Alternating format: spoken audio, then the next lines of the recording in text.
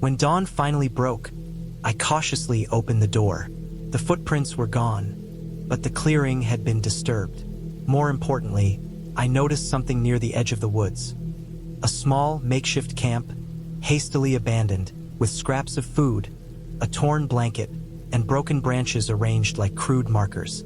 I realized that someone had been living nearby, possibly observing the cabin for days, maybe even weeks. The thought that I had unknowingly walked into someone's territory, alone and unarmed, made my stomach churn. I knew I couldn't stay. I had to find a way out, but I had to do it carefully. I spent the day preparing, collecting supplies from the cabin, filling my backpack with food, water, and any tools I could use to protect myself. I also gathered materials to create noise, sticks and stones I could throw to distract or signal if necessary. The forest was alive with the faintest signs of life. Birds, insects, the rustle of leaves. But I had learned to distrust it. Every movement could hide danger.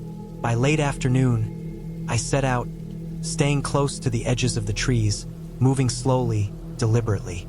I avoided open clearings as much as possible, using the shadows to obscure my movement.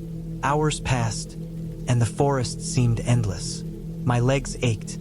My backpack dug into my shoulders, but I forced myself to keep moving, telling myself that the end of this forest had to exist somewhere. As evening approached, I finally spotted a faint dirt road through the trees, wider and more defined than the paths I had taken before. Relief flooded me, and I increased my pace cautiously. Once on the road, I moved quickly, keeping low, until I saw headlights in the distance. I ran toward them, waving my arms, shouting, hoping someone would notice. The car slowed, a man stepped out, and after explaining briefly and breathlessly, I realized I had found help. The man drove me back to the main road, where cell service returned, and I called the authorities.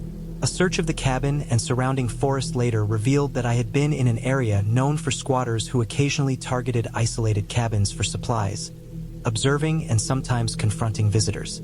My car had been taken temporarily to lure me outside, a tactic they sometimes used. The area was largely abandoned, but there were signs of human habitation that I had not noticed. Knowing this, I finally understood the sequence of events. My fear had been real, grounded in human behavior, not imagination. After returning home, I struggled to process the experience. The forest, once a place of calm, now felt oppressive in my memory. The cabin, the car, the footprints, all reminders of how vulnerable isolation could make someone. But I also recognized the importance of preparation and awareness. I realized that the fear I had felt had been survival instinct, sharpened by the environment and circumstances. I had endured because I stayed alert, observant, and cautious, refusing to let panic dictate my actions.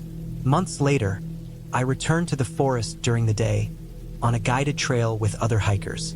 The cabin was gone, removed by authorities, and the area cleared. I walked through the same trees, but this time, I moved with awareness rather than fear. I studied the ground, the angles of trees, the signs of movement, appreciating the forest's beauty without losing respect for its dangers. The memory of that weekend never left me, but it became a lesson rather than a terror. A reminder that the real fear comes from human unpredictability, from being isolated and exposed, and that careful observation, preparation, and caution could keep you alive even in the most frightening situations. I never returned to an isolated cabin again, but I learned to respect the wilderness in a new way, understanding that fear is not always irrational. It is often a signal, a guide pointing out real dangers. And sometimes the scariest experiences are those that are entirely human, entirely real, and entirely preventable if only one pays attention. I had planned the trip for months. The idea had started as a small escape from the city, a week in the woods to get away from the noise, the stress, and the constant pressure of work and life. The cabin I had rented was deep in the mountains, miles from the nearest town. The pictures online had promised isolation, serenity, and the kind of quiet that seemed impossible in everyday life. I had packed carefully with a checklist that I had double-checked more than once. Enough food for a week, water, a first aid kit, matches, a lantern, extra batteries, warm clothes, hiking boots, a map, and a compass. I even brought along my old journal, the one I had kept since college, thinking I would write, reflect, maybe even sketch the trees and the mountains surrounding me. The drive to the cabin was long, winding through narrow mountain roads where the edges fell sharply into the forest below. My car hugged the curves, the engine humming steadily as I passed dense stands of pine and fir. The sunlight had been fading as I turned off the last paved road onto a dirt trail, marked only by a wooden sign half buried in undergrowth. The ruts in the trail were deep, and I had to drive slowly, sometimes stopping to inspect the path ahead. My heart had a strange mix of anticipation and tension. There was something about leaving civilization behind that made me feel both alive and uneasy. The cabin appeared suddenly, almost as if it had been waiting for me. It was small and wooden, built into a slight clearing surrounded by trees. A thin layer of moss covered the roof, and the porch was worn from years of weather. The windows were dusty but intact, and the door creaked when I pushed it open. Inside, the cabin was simple but functional. A kitchen with a small stove, a table and chairs, a couple of beds in a loft area, and a small bathroom with a shower. Dust covered most surfaces, and cobwebs hung in the corners, but nothing seemed broken. I left my bags by the door and went straight to the window, looking out at the forest. The trees swayed gently in the evening breeze, and the sun was just dipping behind the mountains, casting long shadows that made the clearing seem smaller, more enclosed. I unpacked slowly, putting food into the small refrigerator, setting out the lantern on the kitchen table, and laying my clothes neatly in the loft bedroom. The first night was quiet, almost painfully quiet. There was no hum of traffic, no distant planes, no city sounds at all. The only noises were the wind through the trees, the occasional rustle of a small animal, and the distant sound of a creek somewhere down the slope. I sat on the porch for a long time, wrapped in a blanket, staring at the darkness, feeling the weight of isolation pressing in. The air smelled clean, earthy, and slightly damp. It was calming, almost intoxicating, and yet there was a sharp edge of tension that I couldn't ignore. The next day, I woke early and went for a hike. I had studied the maps carefully and had a route in mind that would take me deeper into the forest, along a ridge that promised views of the mountains and valleys below. The path was narrow, overgrown in places, and the forest was dense. Birds called intermittently, and the occasional squirrel darted across the trail, vanishing into the underbrush. The hike was strenuous, my legs burning and my lungs tight from the altitude, but the solitude was exhilarating. There were no other people in sight, no sounds of civilization, nothing but the trees, the rocks, and the occasional creek. As I reached the ridge, the wind picked up, cold and sharp against my face. I paused, looking out over the valley below. The sun had climbed higher now, illuminating patches of forest in brilliant green while others remained in shadow. It was breathtaking, and for a moment, I forgot everything else. The world beyond the mountains, the responsibilities waiting for me, the constant tension that had been gnawing at me. On my way back, though, I noticed something that made my stomach tighten. Footprints. Not mine, not the animals I had seen before. Human footprints. They were faint in the mud, partially covered by fallen leaves, but distinct. They were large, maybe a size 11 or 12, and they were fresh. I followed them cautiously for a short distance, but they disappeared into the underbrush. My mind raced. Who else could be in these woods? The nearest town was at least 30 minutes away by car, the nearest neighbor a mile or more, and yet the prints were here. My heart pounded as I picked up my pace, heading back toward the cabin. By the time I arrived, my skin felt prickly, and the isolation I had cherished earlier now felt threatening. The next few days were tense. I stayed closer to the cabin, avoiding long hikes into the woods.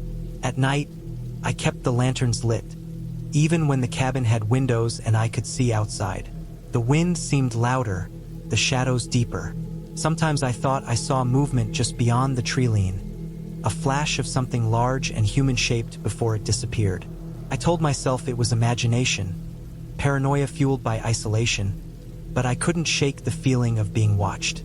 On the fourth night, it happened. I was in the kitchen, making coffee in the early morning light, when I heard it. A knock. Soft at first, then louder, more insistent, came from the door. My heart froze. I had locked the door, bolted it even, but someone was outside, trying it. I grabbed a kitchen knife, my hands trembling, and approached the door. The knocking stopped. There was silence, heavy and tense. I pressed my ear to the door, but I couldn't hear anything beyond the faint rustle of leaves.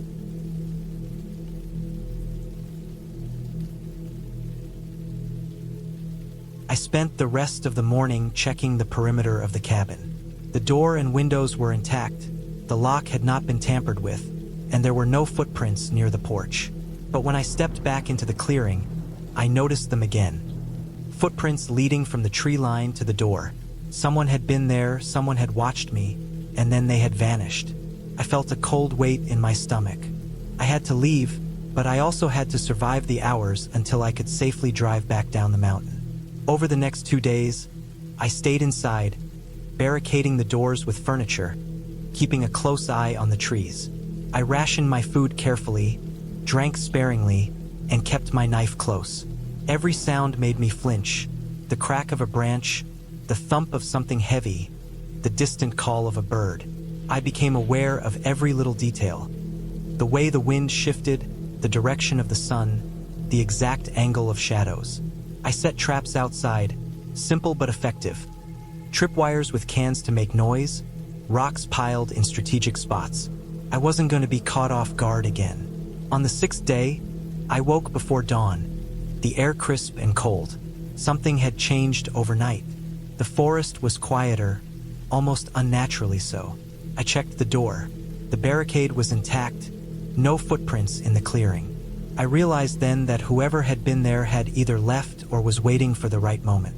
My mind raced through scenarios, each more terrifying than the last. But I had to leave. I packed my things quickly, making sure to leave nothing behind that could slow me down. I dressed in layers, tied my boots tightly, and slung my backpack over my shoulders. As I stepped outside, I froze. There, on the porch, was a small pile of rocks. Not arranged randomly, stacked carefully, deliberately. I didn't touch them. I didn't need to. It was a message, a silent warning. But I couldn't let fear control me. I started down the dirt trail, moving quickly but quietly, staying alert to every sound. Every step felt heavy, like the forest itself was pressing in on me. The trail wound downward, steeper now, the edges loose and slippery. I kept my eyes on the path, my ears tuned to anything unusual. Halfway down, I stumbled upon a clearing I hadn't noticed before. A small stream ran through it, the water clear and cold. I paused to drink, my hands trembling as I cupped the water. As I looked up, I noticed something: footprints larger than mine, running parallel to the stream. They were fresh, and they led in the same direction I was heading. I broke into a run, adrenaline surging, slipping and sliding down the trail, my knife clenched tightly in my hand. The forest seemed endless, each turn of the trail revealing more trees, more shadows. Finally, after what felt like hours, I saw the dirt road in the distance, the first sign of civilization. My car was parked where I had left it, and I ran the last few hundred feet, sliding onto the ground as I reached the driver's door. My hands shook so badly I could barely unlock it, but finally, I was inside, the engine roaring to life. I didn't look back as I drove down the mountain, the forest shrinking behind me, the dirt trail giving way to pavement. When I reached the town, I stopped at the first gas station I saw, my heart still pounding. I reported what had happened to the local authorities, explaining the footprints, the knocking, and the feeling of being watched. They were polite but skeptical, promising to send a ranger to check the cabin. I left quickly, heading straight for the highway, my hands still trembling, my mind replaying every detail. Weeks later, I returned to the cabin with a friend, someone I trusted, hoping to retrieve the rest of my belongings. The ranger had been there in the meantime. They confirmed that no one had been living in the cabin, no signs of forced entry, nothing stolen. The footprints, the knocking, the pile of rocks, they were all gone. It was as if nothing had happened. But I knew better. I had felt it. The tension, the eyes in the forest, the deliberate presence of someone watching. I couldn't explain it, and the authorities never could either. But I recovered my things, and I made a promise to myself. I would never go back to that cabin, never return to that isolated stretch of forest. I had survived, and that was enough. Even now, years later, when I think back to that week, I can feel the weight of the trees pressing in, the cold wind cutting through me, and the knowledge that someone, somewhere, had been there, watching, waiting. I survived because I stayed alert, because I respected the isolation, because I didn't underestimate the presence of another human in the woods. And that lesson stayed with me, clear and unshakable, a memory of fear, caution, and the fragile line between safety and danger. I had been driving all day, the kind of drive that leaves your shoulders stiff and your eyes feeling like sandpaper. The road was narrow, flanked on both sides by dense forest, the trees leaning in as if they were watching me pass. I had a small backpack with a few essentials, mostly food, water, and a sleeping bag. My plan was simple. Spend the weekend alone in a cabin I had rented, somewhere deep in the woods, far from cell service, far from anything resembling the city. I wanted quiet, isolation, and the chance to just sit with my thoughts, to unplug. The GPS signal had been patchy since mid-afternoon, and by the time I left the main road, it had completely disappeared. The path turned from asphalt to dirt, winding tightly through hills and valleys, the sunlight filtering through the trees in jagged stripes. I had to keep my speed down. The road was uneven, and the edges dropped sharply in some places. Somewhere in the back of my mind, a faint unease had begun, subtle at first, just a whisper of caution. But I ignored it. This cabin was supposed to be my sanctuary. The final turn led me to a small clearing.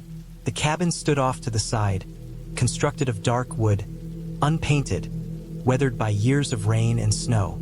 Smoke curled lazily from the chimney, suggesting the place had been prepared for visitors recently.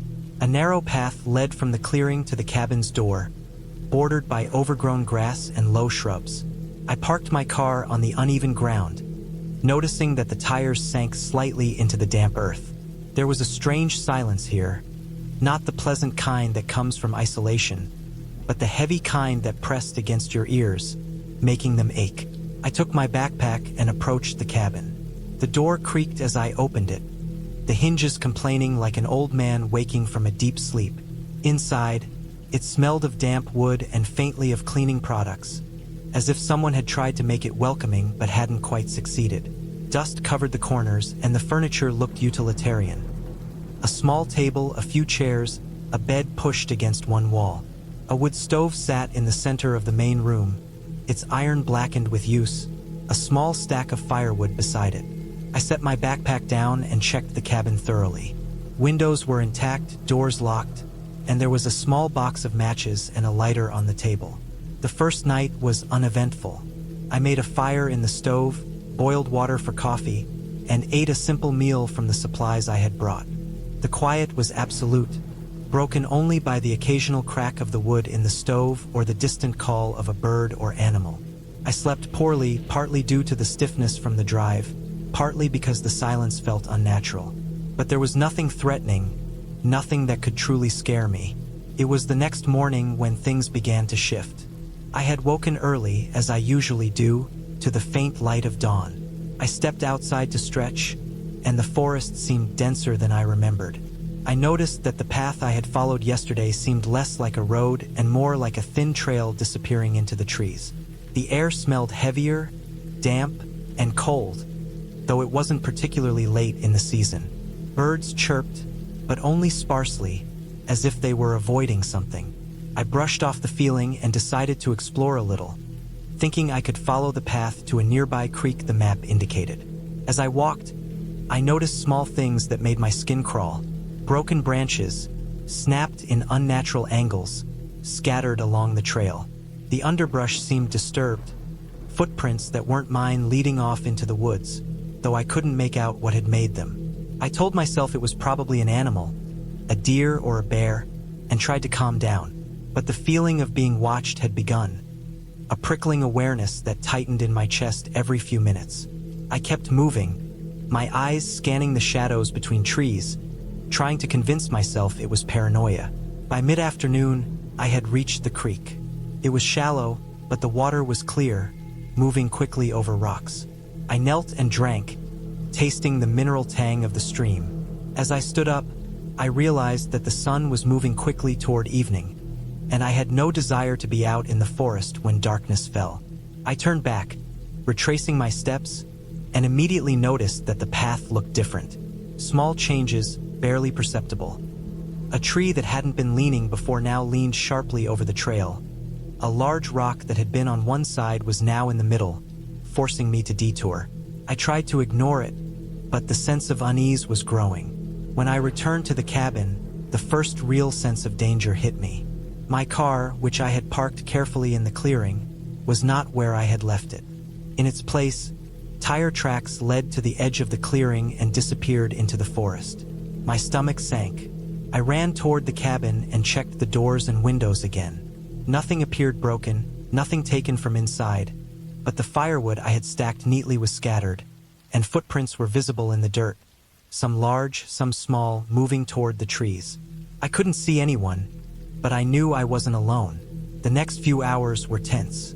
I stayed inside, boarding up the windows as best as I could with furniture and whatever wood I found.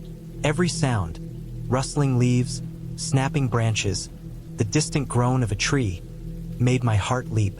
I kept a knife from my backpack close, my only weapon besides the few logs of firewood I could hurl. Darkness came fully, and with it, the forest seemed alive in a way it hadn't during the day. Shadows moved in unnatural ways, and the silence was punctuated by occasional noises, too soft to identify but loud enough to terrify me. I spent the night awake, my eyes scanning the dimly lit cabin, my mind running scenarios of what could have happened, of who or what might be outside. Morning brought a brief sense of relief. The forest seemed quieter than the previous night, and I convinced myself that whoever had taken my car might have left after finding the cabin empty or abandoned. But as I stepped outside, my relief vanished. Footprints surrounded the clearing now, far more than I had noticed before, and they were fresh. The larger ones, heavy and deliberate, suggested a human presence. I realized with a cold twist in my stomach that someone had been watching me, possibly for hours, maybe even overnight. I checked the cabin for any overlooked signs. Nothing taken, but subtle marks on the doorframe suggested someone had tried to open it, unsuccessfully. The sense of vulnerability was suffocating. I spent the day inside, pacing, trying to formulate a plan. Without a car and without phone service, I had no way to reach help. I could hike out, but I wasn't familiar with the forest, and I didn't know how far someone might have been willing to follow me. The thought that someone could be hiding in the trees, tracking me, paralyzed me with fear. The second night was worse than the first. Around midnight, I heard movement outside, deliberate and slow. Branches snapped underfoot, and there was the faintest crunch of something dragging. I stayed quiet, barely breathing, moving from window to window, watching the shadows. The cabin's small stove provided little comfort. The fire cast light, but the shadows outside were long and shifting. I spent hours listening, noting every sound, every movement. Whatever was out there wasn't trying to hide entirely. It wanted me to know it was there.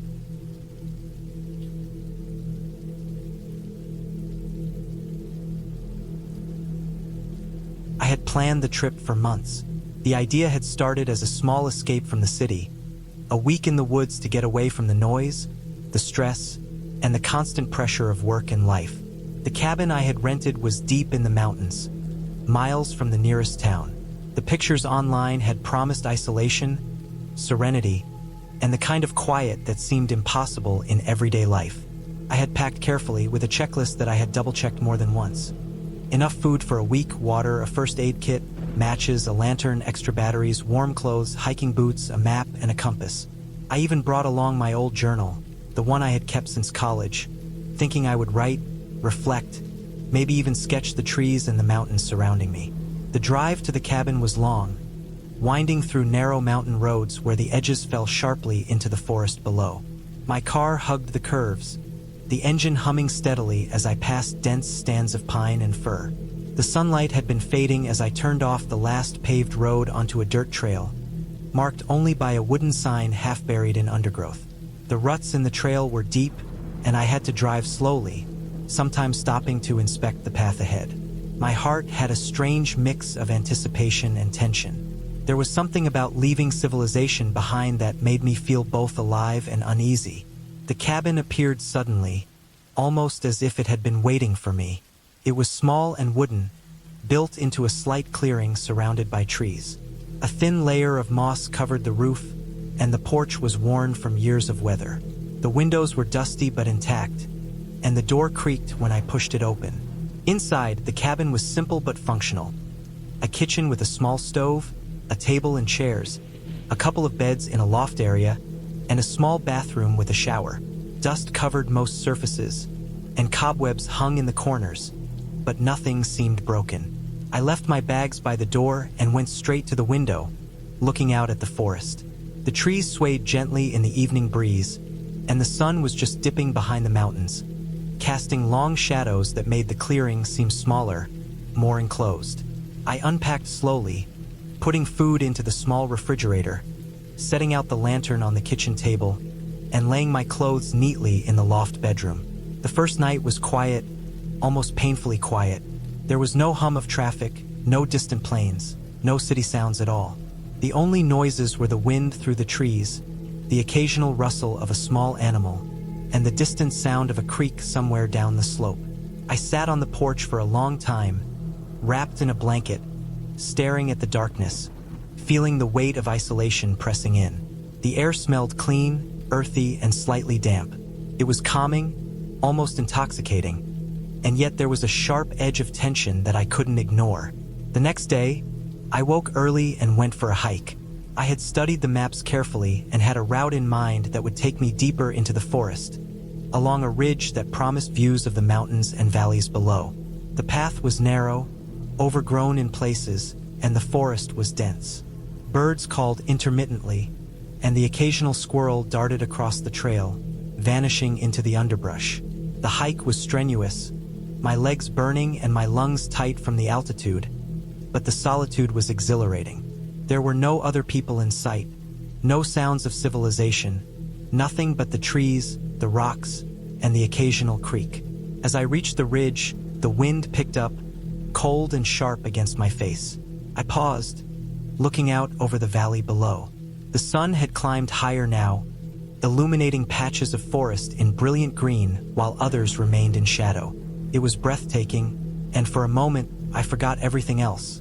The world beyond the mountains, the responsibilities waiting for me, the constant tension that had been gnawing at me. On my way back, though, I noticed something that made my stomach tighten. Footprints.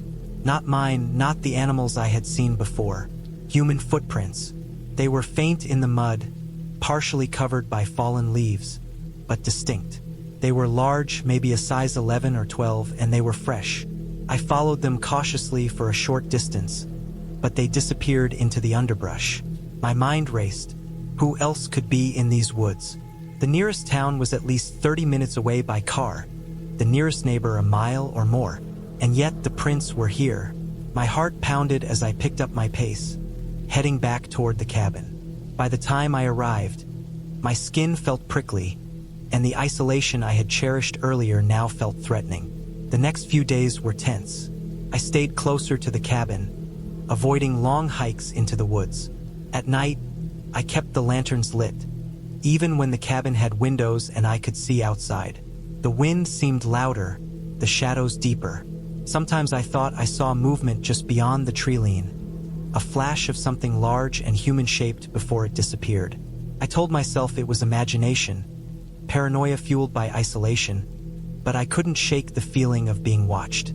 On the fourth night, it happened. I was in the kitchen, making coffee in the early morning light, when I heard it. A knock, soft at first, then louder, more insistent, came from the door. My heart froze. I had locked the door, bolted it even, but someone was outside, trying it. I grabbed a kitchen knife, my hands trembling, and approached the door. The knocking stopped. There was silence, heavy and tense. I pressed my ear to the door, but I couldn't hear anything beyond the faint rustle of leaves. I had been planning the trip for weeks, hoping to escape the endless noise of the city and the demands of work.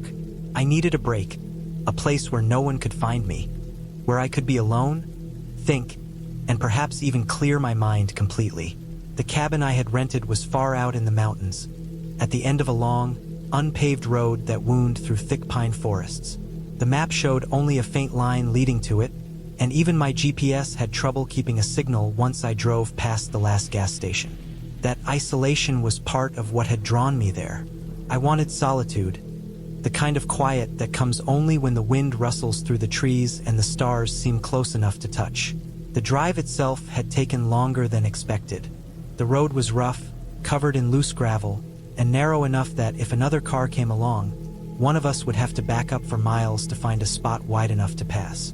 By the time I saw the cabin through the trees, it was late afternoon.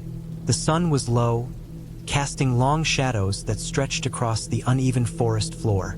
From the outside, the cabin looked almost too small, rustic in a way that made it feel fragile against the surrounding wilderness. Its wooden boards were weathered, gray from years of exposure, and the roof sagged slightly in the middle. A small chimney jutted from one side, though no smoke rose from it. The front porch creaked under my weight as I stepped out of the car, and I could hear the distant sound of a creek somewhere nearby, the water moving quickly over rocks. Inside, the cabin smelled of wood, old pine, and dust. The air was dry and cold, even though it was still autumn. I had expected a fireplace, and there it was, a simple stone structure at the far end of the main room. The furniture was sparse. A small table, a couple of chairs, a single bed pushed against one wall, and a worn sofa in the corner. A set of shelves held some mismatched dishes and canned food, likely left by previous renters or the owner. Everything was clean, but there was a feeling of neglect, like no one had spent more than a night here in months. I dropped my bag onto the floor and walked to the window. The forest stretched endlessly in every direction, thick and dark, the trees swaying slightly in the wind. The first night was peaceful. I lit a fire in the fireplace, poured a drink, and watched the flames dance against the walls. Outside, the wind whispered through the trees, and the occasional call of a bird or the rustle of an animal moving through the underbrush kept me company. I slept fitfully, waking several times to the sound of twigs snapping outside, but I told myself it was probably deer or smaller wildlife. I was alone, yes, but I didn't feel afraid yet. Not then. The next morning, I decided to explore the surrounding area. There was a trail behind the cabin, narrow and overgrown, but it led down to the creek I had heard. The water was colder than I expected, clear and fast-moving, tumbling over stones and creating small whirlpools where leaves floated. I spent hours walking along the banks, taking in the silence, the smell of wet earth and moss, the subtle sounds of life in the forest. By midday, the sun had moved high enough that the shadows no longer seemed menacing, and I felt a sense of accomplishment at finding a spot so untouched. I returned to the cabin feeling tired but happy, my bag heavier with firewood I had collected along the trail. As evening fell, the wind picked up. It rattled the windows and shook the door slightly. I secured everything, double-checking the locks and sliding the bolt across the main door. That night, the sounds outside were louder. Twigs snapping, leaves rustling, and something heavier moving in the underbrush. My heart raced once or twice, but I kept telling myself it was just a deer, or perhaps a bear moving cautiously through the trees. I didn't want to let my imagination turn the sounds into something more sinister. Still, sleep came reluctantly. By the third day, I began noticing small details that unsettled me. The cabin felt colder than it should have. The firewood I had stacked neatly near the fireplace seemed to shift slightly overnight. One morning, a chair that had been facing the table was now angled toward the door, as if someone had moved it. I shook my head, trying to ignore it. There was no one else here, and I was certain of it. Yet the feeling lingered, like being watched, a subtle pressure at the back of my neck whenever I moved through the rooms. I started checking the doors and windows more thoroughly each morning, making sure everything was locked and secure. I even reinforced a few weak boards with nails I found in a small toolbox behind the sofa. On the fourth day, I realized the sense of unease was no longer just a feeling. I had gone for a short walk down the trail again, and when I returned, the cabin's front door was slightly ajar. I was sure I had locked it. My stomach tightened. I stepped inside slowly, scanning the room for signs of intrusion. Nothing seemed out of place. Nothing had been stolen. But the air felt different, heavier somehow, like someone had been here. My first thought was that an animal had pushed the door open. But then I noticed footprints in the dust on the floor, faint but definitely human. They led from the door toward the back of the cabin and ended abruptly near the fireplace. My pulse quickened. I couldn't explain it. I had seen no one, heard no one, and yet someone had been here in my cabin. I spent the rest of the day sitting close to the fire, listening to the forest and checking the doors repeatedly.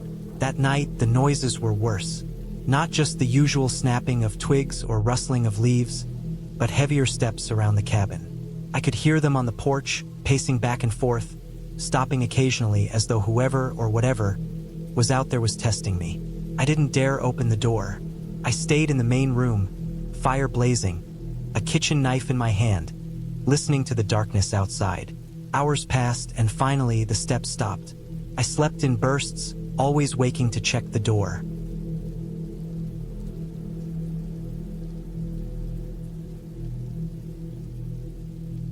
The next morning, I found something truly alarming. The back window, which had been latched tightly, was now open, though no branches or objects outside suggested anyone had climbed in that way. I didn't touch anything. I walked around the cabin carefully, checking for other entry points. None existed. The realization hit me. Someone had entered the cabin without leaving signs of breaking in. My mind raced. There were no nearby roads, no other houses for miles. Whoever had done this knew the terrain and could come and go without being seen. Fear settled deep in my chest, heavy and cold. I thought about leaving immediately, but the nearest town was a 2-hour drive down the rough road, and the weather forecast predicted rain. I decided I would stay, but I had to take precautions. I reinforced every window I could, moved the furniture to block potential entry points, and even dug a small trench near the cabin's front door as a last resort. I kept the fire going constantly, both for light and warmth, and prepared myself mentally for a long, tense night. That evening, I stayed alert, listening to the forest, counting the long pauses between sounds, trying to anticipate the pattern of movement outside. By midnight, the wind had picked up again, rattling the boards and making the cabin groan. I thought I saw shadows moving through the trees, though I knew it could just be my imagination. My nerves were frayed, my senses on edge, every crack and creak magnified in the silence. Days passed like this. I rarely left the cabin, and when I did, it was only for a brief walk on the trail where I could see clear lines of sight. The forest became oppressive, every tree a potential hiding place. I started keeping a log, writing down every sound, every movement I saw, trying to make sense of the pattern. At some point, I noticed subtle signs that someone had been near the cabin at times when I was out. A freshly broken branch, footprints in the mud by the creek. A small pile of stones moved slightly. The realization that someone had been following me, observing me, terrified me, but it also steeled my determination. I had to find a way to be safe and to end this. I began making preparations in earnest. I created a secure sleeping area near the fireplace, where I could see every window and the door. I set traps of sorts, simple alarms made from cans and string around the perimeter so that if anyone approached, I would know. I stocked the kitchen with anything that could serve as both food and potential tools for defense. I even started mapping the forest paths I could use for escape, marking areas where I could run to the creek or climb higher into the hills. My mind, which had been peaceful and relaxed at the start, became hyper-focused, analyzing every possibility, planning for every eventuality. Then, one morning, it finally happened. I had gone to check the creek, about 100 meters from the cabin, and noticed someone watching me from the tree line. A man standing still, partially hidden behind the trunks. He didn't move, didn't call out, just watched. I froze, my heart hammering, and waited. He eventually turned and vanished into the forest. I knew then that this wasn't random, that someone had been following me the entire time, testing me, learning the cabin's layout. I returned quickly, taking a longer, hidden route back to the cabin, and immediately locked everything down, feeling a cold clarity. I needed to leave, but carefully, with planning. I spent the rest of the day preparing a route, timing how long it would take to reach the main road, packing food, water, and all my belongings. I couldn't risk leaving in daylight, not when the man, or whoever he was, could see me. That night, under cover of darkness, I made my move. I kept to the trees, moving quickly but silently, avoiding the open trail. The forest was damp from recent rain, the smell of wet soil sharp in my nose, the sounds of insects and night birds masking my movements. At one point, I thought I saw a flicker of light behind me, but I didn't stop. I ran faster, heart pounding, muscles burning. By dawn, I reached the main road. I waited until a vehicle passed, then ran toward it, waving frantically. The driver stopped, startled, but I was relieved to see help. I explained as much as I could, though I couldn't describe the man, and we drove back to town. The police eventually investigated, finding signs that someone had indeed been entering the cabin over the past several days, leaving only the faintest traces, careful not to be caught. I never went back. The cabin was rented again, but I knew I would never feel safe there. Looking back, I realized the experience had changed me. I had entered the forest seeking solitude and peace, and I had found something darker, a reminder that isolation can be dangerous when someone is watching. I survived because I stayed alert, because I respected the environment, because I planned and acted decisively. It was terrifying, exhausting, and humbling, but in the end, I learned the limits of my own resilience. I still remember the sound of the forest at night, the creaking of the cabin, and the eyes I never saw but always felt. And I know now that even in the most remote places, human presence can turn a quiet retreat into a struggle for survival. This is a single, continuous, fully detailed story, written in realistic, simple English. The story could be expanded to even more than 7,000 words by elaborating on every day, every step on the trail, every sound, and every thought the narrator has during the isolation. But this version already contains the full arc with a clear, realistic ending. If you want, I can expand this version massively, adding day-by-day events, extreme sensory detail, forest survival techniques, every minor sound, and fear reactions, so it easily reaches 10,000 plus words while maintaining realism and tension. Do you want me to do that next? I had been driving for hours, following narrow, winding roads that disappeared into dense forests on both sides. The GPS signal had started to flicker and eventually vanished, leaving me relying entirely on a map I had printed from an old website. I had chosen this cabin because it promised seclusion, a place to get away from everything, to sit quietly and write. The descriptions online had made it seem perfect. A small wooden cabin nestled deep in the woods, far from other people, with a small lake nearby. It sounded peaceful, almost like a retreat, and I needed that. But as I drove further, something about the dense trees closing in on the road, the dim gray light filtering through the branches, started to make me uneasy. I shook the feeling off, telling myself that isolation was the point. The last few miles were nothing but dirt roads, potholes, and ruts filled with rainwater from recent storms. My tires squeaked as I carefully maneuvered over uneven ground, the car sometimes bouncing up sharply over hidden stones. Eventually, I saw the cabin. It was small, made of dark wood, with a low roof and a single chimney that had no smoke rising from it. The windows were dark, the kind of blackness that made it impossible to see inside.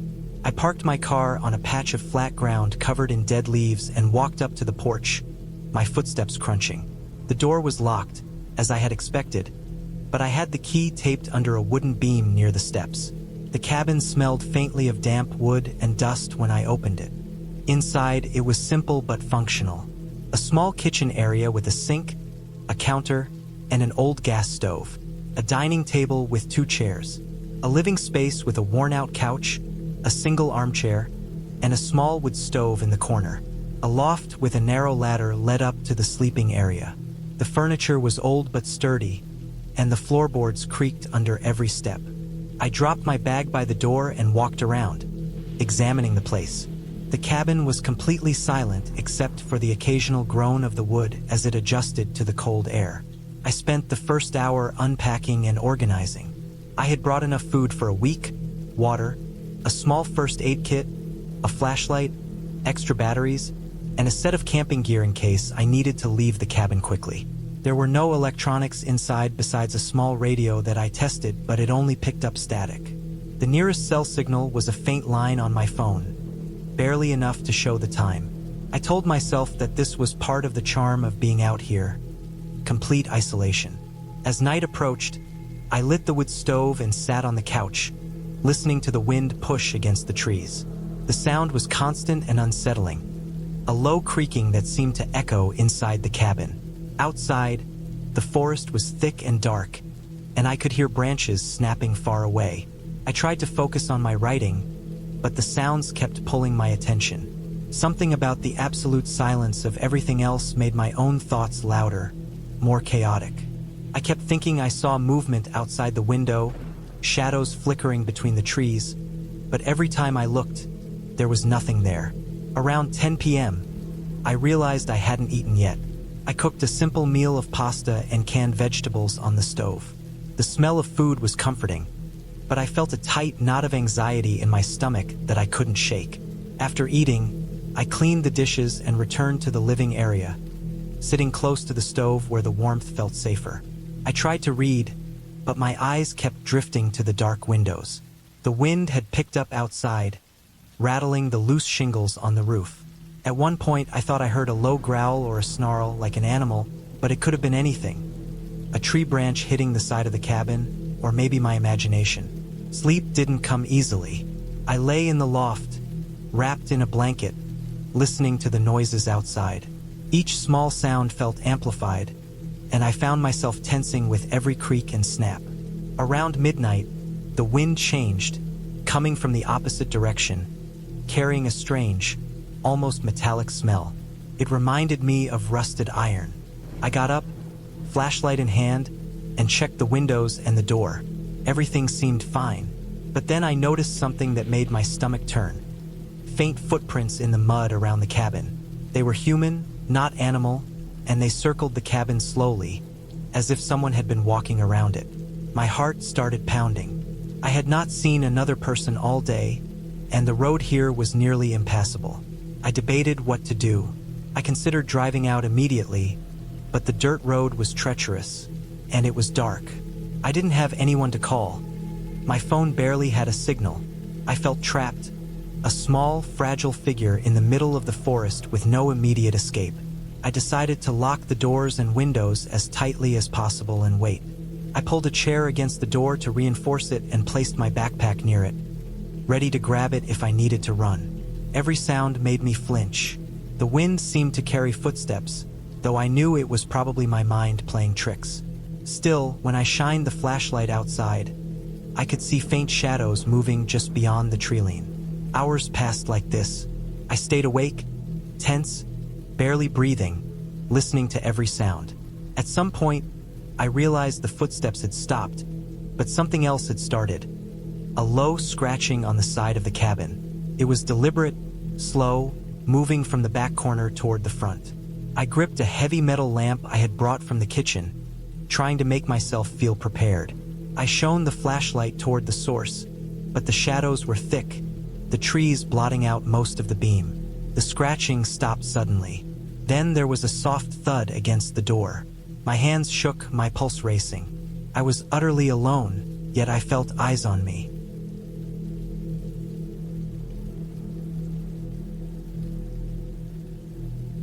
I spent the rest of the night awake, sitting near the stove, flashlight in hand, ready to strike if needed. At dawn, the first light of morning made the cabin look less threatening, but the footprints around the building were still there, now clearly visible in the soft, damp earth.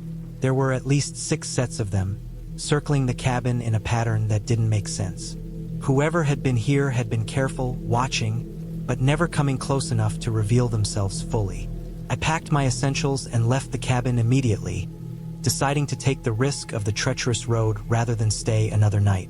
As I drove, I tried to rationalize what had happened. Maybe it had been someone camping nearby, someone curious about the cabin. But the careful, deliberate circling, the scratching, and the thud at the door suggested someone with an intent that was hard to ignore. When I finally reached a main road and found a gas station with working Wi-Fi, I called the local authorities to report what had happened. They took notes and mentioned that the area had reports of people breaking into cabins in the past, looking for supplies or shelter, sometimes even hiding from the law. I realized how lucky I had been to leave when I did, and how easily the situation could have turned dangerous. A few days later, I returned with a friend who had experience in the outdoors, someone who could check the area safely. We found the cabin still standing, but the footprints were gone, erased by new rainfall. It was eerily quiet, deceptively peaceful. The friend inspected the area and told me that my reaction had been smart. Locking doors, staying awake, being prepared, but that anyone could have been seriously hurt if they had not been alert. After that, I never stayed in an isolated cabin alone again. I continued to write, but my stories became more grounded, more cautious, informed by the memory of that night. The experience stayed with me, a reminder of how quickly isolation can become a trap, how ordinary people or things can become frightening when the rules of safety are stripped away, and how vigilance can sometimes be the only difference between safety and danger. I also learned to respect the woods, to understand that beauty can hide threats, and that even a simple cabin can become a crucible for fear when one is alone. Eventually, I returned to more populated areas, still carrying that memory. I told myself the forest was not evil, the cabin was not cursed, and nothing supernatural had occurred. But I never forgot the sensation of being watched, the meticulous footprints, and the sound of someone or something scraping along the side of the cabin. It was a lesson in caution, awareness, and the subtle terror that can arise from solitude in a place that seems safe but is anything but. And although I escaped unscathed, the fear of that night never fully left me. It stayed with me in subtle ways. The feeling of eyes on me in crowded rooms, the hesitance to walk alone at night, the constant awareness of the environment around me. That cabin had shown me a raw, undeniable truth. Danger is not always obvious, and sometimes the simplest, most realistic threat can be more frightening than any fantasy. I had been planning the trip for months. I wanted to get away from the city, from the constant noise, from the people, from everything. I had found a small cabin online, a place far from anything, tucked into a dense forest hundreds of miles from the nearest town. The pictures online made it seem perfect. A simple wooden structure, a small lake nearby, a dirt road leading up to it, and a thick forest all around. It looked like the kind of place where you could disappear for a week and feel like the world outside never existed. I didn't tell anyone I was going. I didn't want anyone calling or checking in, and I liked the thought of being completely alone. The drive took longer than I expected. The GPS kept leading me down narrow, unpaved roads that twisted through thick trees, and at one point I wondered if I had missed a turn. The last 20 miles were almost unrecognizable as a road. It was just a rutted dirt path with rocks and fallen branches scattered across it. My small car bumped and scraped along it, and the thought crossed my mind that if I got stuck out here, it would be days before anyone found me. But I ignored it. I kept telling myself I was prepared. I had packed food, water, camping supplies, a first aid kit, a full tank of gas, a flashlight, and extra batteries. I had all the essentials. I just wanted solitude. When I finally arrived, the cabin looked smaller in person than in the pictures. It sat at the edge of a clearing, surrounded by dense pine trees that blocked most of the sunlight. The lake was just a few steps away, calm and still, reflecting the trees on its surface. I parked and got out, stretching after the long drive, listening to the quiet. There was no sound of cars, no planes, no people. Just the faint rustle of wind through the trees and the occasional bird. It was perfect. The cabin itself was old but sturdy. The wooden porch creaked under my weight as I stepped on it. The front door opened with a groan, revealing a small interior. A living space with a worn sofa, a wood stove, a tiny kitchen, and a loft with a single bed. It smelled of old wood and faint mildew, but that didn't bother me. I unpacked my things slowly, taking my time to adjust to the silence. I put food in the small fridge, set up my flashlight where I thought I might need it, and unpacked my sleeping bag. I made a small fire in the wood stove and watched the flames crackle. I felt calm, almost euphoric, in a way I hadn't in years. The first night was uneventful. I went to bed early, listening to the occasional rustle outside. The wind picked up briefly, rattling the cabin, but nothing more. I slept lightly, as I always do in unfamiliar places, waking at times to the sound of my own breathing or the creak of the cabin settling. The next day, I decided to explore the surroundings. I walked around the lake, noting how clear the water was, how quiet the forest felt. I found a trail that led deeper into the woods and followed it for a few miles, though I made sure to mark my path with small ribbons I had brought. Everything was beautiful, serene, almost untouched. I felt safe, though I reminded myself to remain cautious. Being alone in a forest this dense was not without risks. By the second night, the isolation started to weigh on me. I kept expecting to hear something. Footsteps, voices, anything, but there was nothing. I kept telling myself it was just my imagination, that the forest was naturally quiet, but the stillness began to feel unnatural. I tried to read, but every crack of the floorboards, every snap of a twig outside, made me jump. I double-checked the locks on the doors and windows, even though logically I knew there was no one around. I lit the stove again and stayed close to it, feeling a little foolish for being on edge. The third day was when I first noticed it. At first, I dismissed it. A shadow at the edge of the clearing, maybe a deer, maybe just the way the sunlight hit the trees. But it felt deliberate, like something was watching me. I stopped walking for a moment, scanning the forest carefully, but I saw nothing. I told myself it was paranoia, that I was letting my mind play tricks on me because I was alone. Still, I felt a cold weight in my chest that I couldn't shake. I tried to ignore it, focusing on small tasks around the cabin. I chopped firewood, cleaned the stove, and made a simple lunch. But then, in the late afternoon, I heard it clearly for the first time. A crunch of leaves, deliberate and slow, coming from the trees just beyond the clearing. I froze, listening. The sound stopped. My heart raced, and I grabbed the flashlight, though it was still daylight. I stepped onto the porch, scanning the forest, but saw nothing. I didn't sleep well that night. Every little sound made me tense. The wind, the trees, even the distant call of a bird seemed amplified, threatening. I kept the doors locked, the stove burning, and the flashlight in my hand. I didn't want to imagine it, but I kept thinking about what I would do if someone, or something, was out there. I had no weapons, no real way to defend myself except my wits, and the thought made me feel vulnerable in a way I hadn't in years.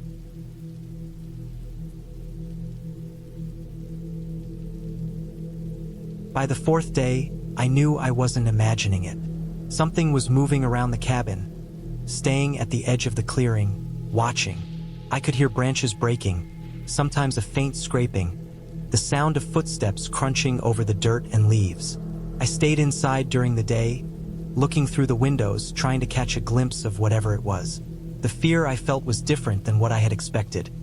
It wasn't sudden or sharp, but a slow, heavy dread that settled into my bones. I realized I had made mistakes. I hadn't checked the property thoroughly before arriving, hadn't noticed that the trail I followed earlier led deeper into the forest and could allow someone to approach the cabin unseen. I hadn't thought about how isolated I really was. No one would know if I didn't come back. The thought pressed on me constantly. On the fifth day, I decided to prepare. I gathered tools around the cabin, an old axe by the stove, a hammer from the kitchen, anything that could serve as a weapon. I moved furniture to block the door slightly, though I knew it wouldn't stop someone determined. I scouted the perimeter, looking for tracks, anything that would tell me who or what had been around. There were footprints, too large for a deer, leading into the forest and circling around the cabin. They weren't fresh, but they were recent enough to be concerning. My stomach sank. I spent the day in a tense, constant state of alert. I stayed inside, pacing, checking the windows, listening to every sound. Every snap of a twig, every rustle in the bushes made my heart pound. When night fell, I couldn't sleep. I stayed by the window with the flashlight, scanning the forest. Hours passed, and at some point I realized I had been holding my breath, my body stiff with fear. The sixth day was the worst. I woke to the sound of something heavy hitting the side of the cabin. My first thought was a falling tree branch, but when I went outside, I saw that the ground had been disturbed. Deep marks in the dirt where someone had tried to force a way in. I felt sick. I realized that whatever had been around the cabin wasn't just watching. It was testing me, seeing how I would respond. The thought made me want to leave immediately, but the dirt road leading out was a long walk through the forest, and I didn't know if the person or people might be waiting along the path. I felt trapped. I spent the day preparing to leave, packing my things quietly and methodically, hoping to move under cover of darkness. But as evening came, I realized the forest seemed to close in around me. The shadows were deeper, the wind louder, the sounds sharper. I could hear footsteps circling, stopping, and starting again. I stayed low in the cabin, clutching the axe, heart racing. I felt like an animal trapped, every instinct screaming to escape, but no clear path to safety. Finally, after hours of waiting, I made my move. I chose a window at the back of the cabin, one that faced the thickest trees. I had to crouch and move slowly, trying to stay quiet. The flashlight lay nearby, though I didn't use it. Step by step, I made my way into the darkness of the forest, trying to follow the path I had marked earlier. My ears strained for every sound. I could hear the crunch of leaves behind me, but I didn't stop, didn't look back. My legs burned, my lungs screamed, but I kept moving. Hours later, exhausted and disoriented, I stumbled onto a faint dirt road. I followed it, moving as fast as I could without falling, until I reached a small main road. A car drove by and I waved frantically, waving until they saw me. They stopped, and I collapsed into the passenger seat, shaking uncontrollably, too exhausted to explain properly. They called the authorities. The police came, checked the cabin, and found evidence that someone had been living in the woods nearby, watching the cabin, though they had left before the officers arrived. I never learned exactly who it was or what they intended, but I knew I had been in real danger. In the weeks that followed, I couldn't shake the memory. The fear, the isolation, the feeling of being hunted. It stayed with me. I didn't go back to the cabin, and I never stayed in the woods alone again. But the experience taught me something I hadn't realized before. That fear is real, not just a story. That danger doesn't need ghosts or monsters to exist. Sometimes it's just other people. I still think about that trip, about the quiet that turned into terror, and the long night I spent trapped in a cabin with no way to know who or what was out there. And I know, no matter where I go, that fear is something I will carry with me, not as a story, but as a lesson. I had been planning this trip for months, maybe even longer. The stress of the city had worn me down to a point where I needed silence, isolation, and some kind of control over my own time. That was why I rented the cabin deep in the forest, far from roads, far from any form of modern life. The listing had promised a small, rustic cabin with all basic amenities. A wood stove, running water from a well, a compost toilet, and a large supply of firewood stacked neatly outside. The photos showed a simple wooden structure with a slanted roof, surrounded by tall pines and firs. I had driven through winding mountain roads for hours, passing nothing but stretches of trees and occasional abandoned houses, until I finally saw it, tucked into a clearing. It looked exactly like the photos, almost too perfect. The first night was peaceful. The air was cold and crisp, and I had a small fire going inside the stove. The smell of burning pine filled the cabin, mixing with the faint scent of the forest that drifted in through the cracked windows. I unpacked slowly, organizing my supplies, checking the emergency kit I had brought, noting every exit and every window. I was alone, but I felt safe. The isolation was exactly what I wanted. The silence was deep, profound, almost physical. I could hear the faint rustle of leaves, the occasional snap of a branch somewhere in the distance, and the whisper of wind through the trees. I went to bed that first night feeling a rare kind of calm. The mattress was firm but comfortable, and I pulled the heavy blanket around me, listening to the steady crackle of the fire as it burned down to embers. Outside, the forest seemed to stretch on forever. I didn't feel afraid at first, There was only the occasional deer that rustled through the underbrush or the distant howl of a coyote. Those sounds were familiar, natural, and somehow comforting in their constancy. But by the second day, subtle things began to unsettle me. It started with small noises. First, I thought it was just the wind. A sharp tap against the window, a soft thump on the roof. I reminded myself the trees were tall and old, and branches broke off in gusts. But then the noises grew a little more persistent. I would step into the kitchen, and I could swear I heard a footstep on the porch outside, though when I looked there was nothing. I chalked it up to the creaking of the wooden floorboards or my imagination. I tried to keep busy. I explored the area around the cabin, taking careful note of the trails, the creek a few hundred meters away, the old logging road that led deeper into the forest. The air smelled damp, earthy, and sweet. Moss hung from the trees in long, dark green strands. The creek was clear and cold, its water tumbling over rocks and roots. I gathered kindling for the fire, chopped some logs, and returned to the cabin, feeling slightly more grounded. The forest was beautiful, but it was also overwhelming in its size. Felt endless. That night, the unease grew. Couldn't sleep. Every sound seemed amplified. The groan of the cabin settling, the whistle of the wind through the roof, a distant branch snapping. I kept thinking I saw movement outside the window. A shadow flitted between the trees. My mind told me it was a deer or a fox, but part of me remained on edge. I kept the doors locked, checked the windows twice, and lay awake listening to every sound. My chest felt tight. I told myself I was fine. I had been alone in the wilderness before, but something about this place made the forest feel alive in a way I couldn't explain. By the third day, I realized that something else was wrong. My food supply had shifted slightly. I could swear I had stacked my cans in one order, and now a few were moved. Small things disappeared. A flashlight here, a bottle of water there. I first assumed I had misplaced them, distracted or careless. But the feeling of being watched grew stronger. I began leaving little markers, piles of stones or sticks in corners of the porch and by the windows, just to see if they were disturbed. They were. By the next morning, the piles had been scattered. I refused to panic. Rationality was all I had left. Maybe an animal had gotten inside the cabin. But how? The doors were locked, the windows closed. The footprints outside were small and human-shaped, but they weren't mine. I tried to convince myself it was a hiker or a hunter, someone passing through, but the area was remote. The forest was thick. No road led near the cabin. Nobody should have been here, and yet the signs were undeniable. By the fourth day, I began sleeping with a knife under my pillow and the fire still burning in the stove.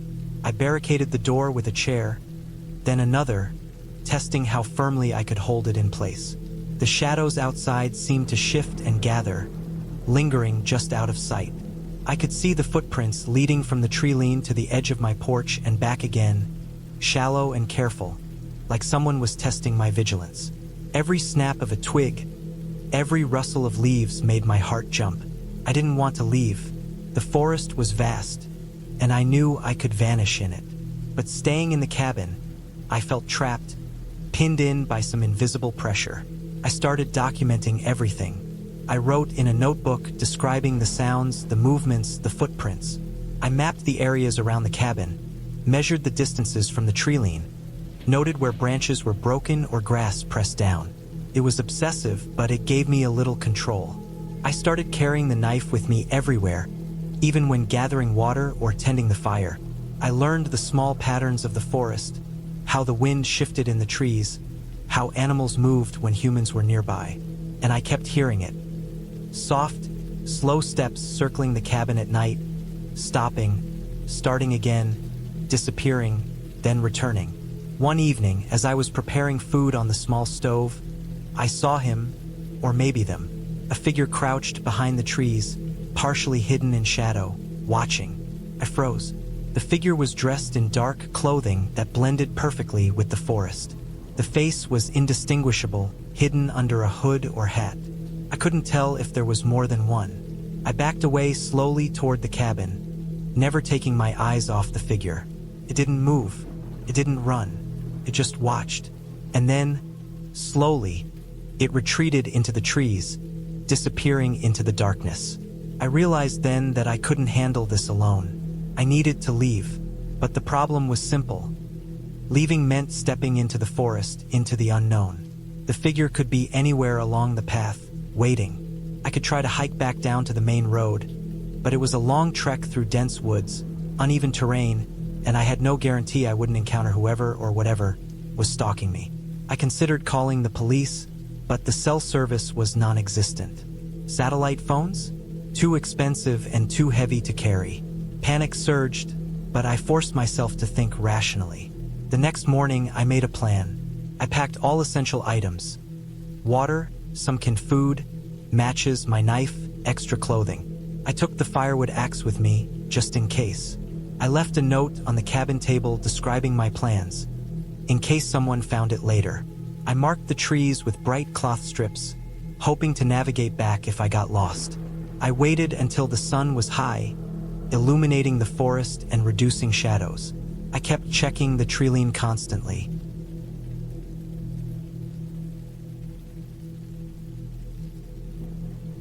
The journey out was slow and tense. I moved quietly, staying alert to every sound.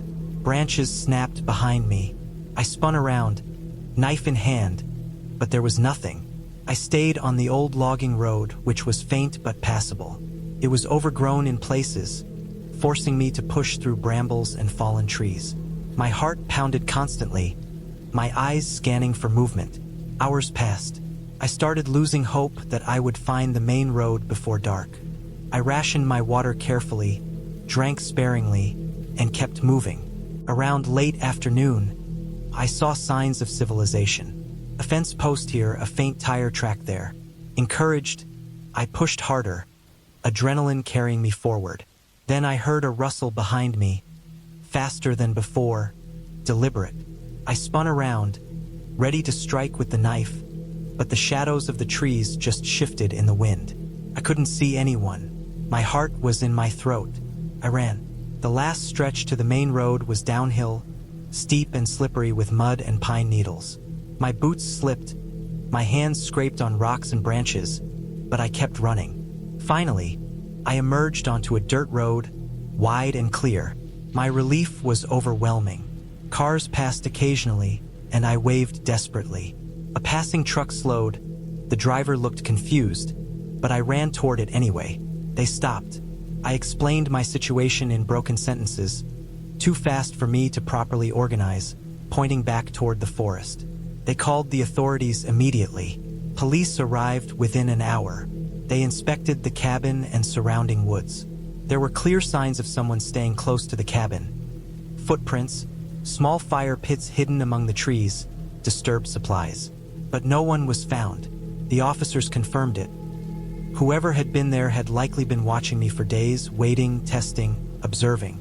They assured me I had made the right choice by leaving. They gave me a ride down to the nearest town, where I could regroup and contact my family. In the weeks after, I never returned to that cabin. The forest felt different to me now. Not alive, not peaceful, but dangerous, patient, and full of things unseen. I kept checking the news and local police reports, but the figure was never caught. Whoever it was, they had vanished as quietly as they had appeared. I still carry the knife sometimes, even in the city, and I always check the locks twice. But I try to focus on the fact that I escaped, that I survived, that I left the forest behind and returned to safety. Looking back, I realized the cabin was never the problem. The wilderness wasn't inherently scary. It was the human element, the patience and calculation of someone waiting, watching, and moving in silence.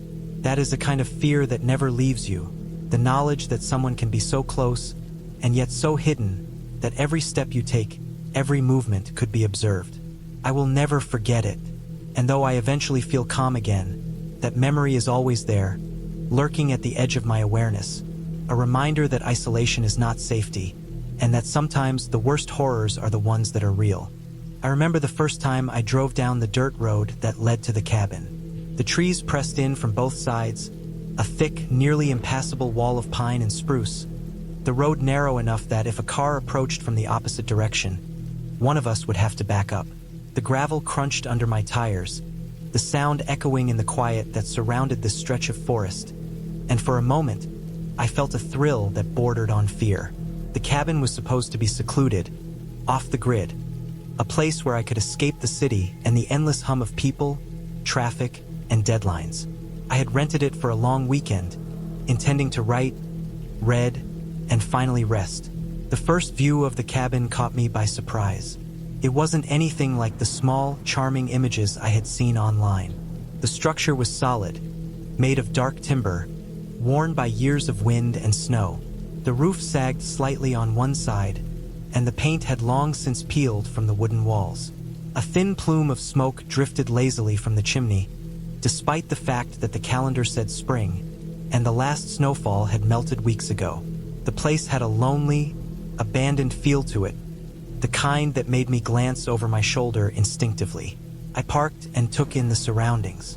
Behind the cabin, a small creek meandered through the underbrush, its water clear but moving too slowly for comfort, like a stagnant vein.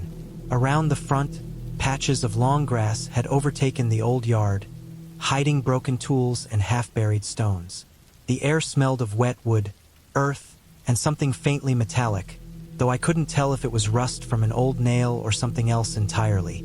Inside, the cabin was even more surprising. The main room had a low ceiling with exposed beams, the floorboards uneven and slightly warped.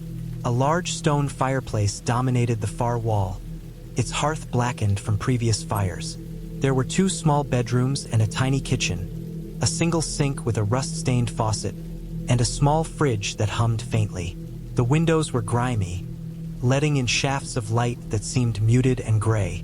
Dust covered almost every surface, and when I ran my hand across a table, it came away coated with it. There were signs that someone had lived here recently. An old pair of boots by the door, a half-broken chair, but otherwise the place was silent, too silent. Felt like it was waiting. I decided to ignore the creeping unease. I unpacked my things slowly, placing books on the shelves, my laptop on the worn desk by the window, and clothes in the small dresser. I made a fire in the fireplace to warm the cabin. The smell of smoke and burning wood filled the room, and the sound of the fire crackling was comforting. Outside, the wind picked up, rattling the windows, and I felt the first real hint of how alone I was. No other cabin was within sight, no road nearby, just the trees stretching endlessly in every direction. That night, I slept fitfully. The wind had become stronger, moaning through the cracks of the cabin. I woke several times, convinced I heard something outside, branches snapping, leaves rustling. But each time I checked the windows, nothing was there. Just the forest, dark and still. By morning, I was both restless and tense. The isolation that I had sought now pressed heavily against me, like a weight I could not shake. I spent the first day walking the area around the cabin, exploring the creek and the thickets. It was easy to get lost. The trees looked identical, and the forest floor was a maze of roots and fallen branches. I marked my path with small piles of stones so I could find my way back. As the sun began to sink, shadows stretched across the undergrowth, long and dark. I made it back to the cabin just as the light faded, feeling a sense of relief at returning to the solid structure, to the fire I could build and the walls that kept the forest at bay. That night I slept lightly. The wind had dropped, leaving an almost complete silence that pressed into my ears. Somewhere in the distance, I heard a faint, rhythmic thumping. At first, I thought it was the wind moving a branch against the side of the cabin, but the sound was too deliberate, too measured. It stopped and started again, far away, then closer. My heart began to pound. I tried to rationalize it. Animals, maybe a deer or a moose, or a bear moving through the underbrush. But the timing was wrong, the movement deliberate, like something or someone was pacing. I forced myself out of bed, grabbing a flashlight from the kitchen drawer. Its beam cut a narrow path through the darkness, bouncing across the wooden walls, the stone hearth, the worn floorboards. I walked around the cabin, careful to make no noise, my hand on the old hunting knife I had brought for emergencies. The thumping had stopped, replaced by silence. I walked all the way around, checking the perimeter, and found nothing. The trees were still, the creek silent, and the air cold and heavy. But when I returned to the cabin, I noticed something I had not seen before. Footprints in the damp soil near the back door, large, deep, and spaced far apart, leading into the forest. I froze. They didn't belong to any animal I knew, not in size or shape. They were human. Fear set in, a slow, cold crawl that wrapped around my chest. I spent hours checking the locks on the doors and windows, double and triple checking everything. The footprints hadn't returned, but I felt them, like a presence just outside, hidden behind the shadows. That night, I barely slept, listening to every sound, convinced that at any moment someone would try to get inside. By the second day, I had a plan. I gathered extra firewood, fortified the doors with pieces of furniture, and kept the knife close. I stayed inside, avoiding the forest, though I needed water and supplies. I remembered the creek, but as I watched the water flow, I realized how vulnerable I would be if someone were following me. I brought the water back in small trips, scanning the woods constantly. The air was heavy, suffocating with anticipation. Every snap of a twig, every rustle of leaves made my heart leap.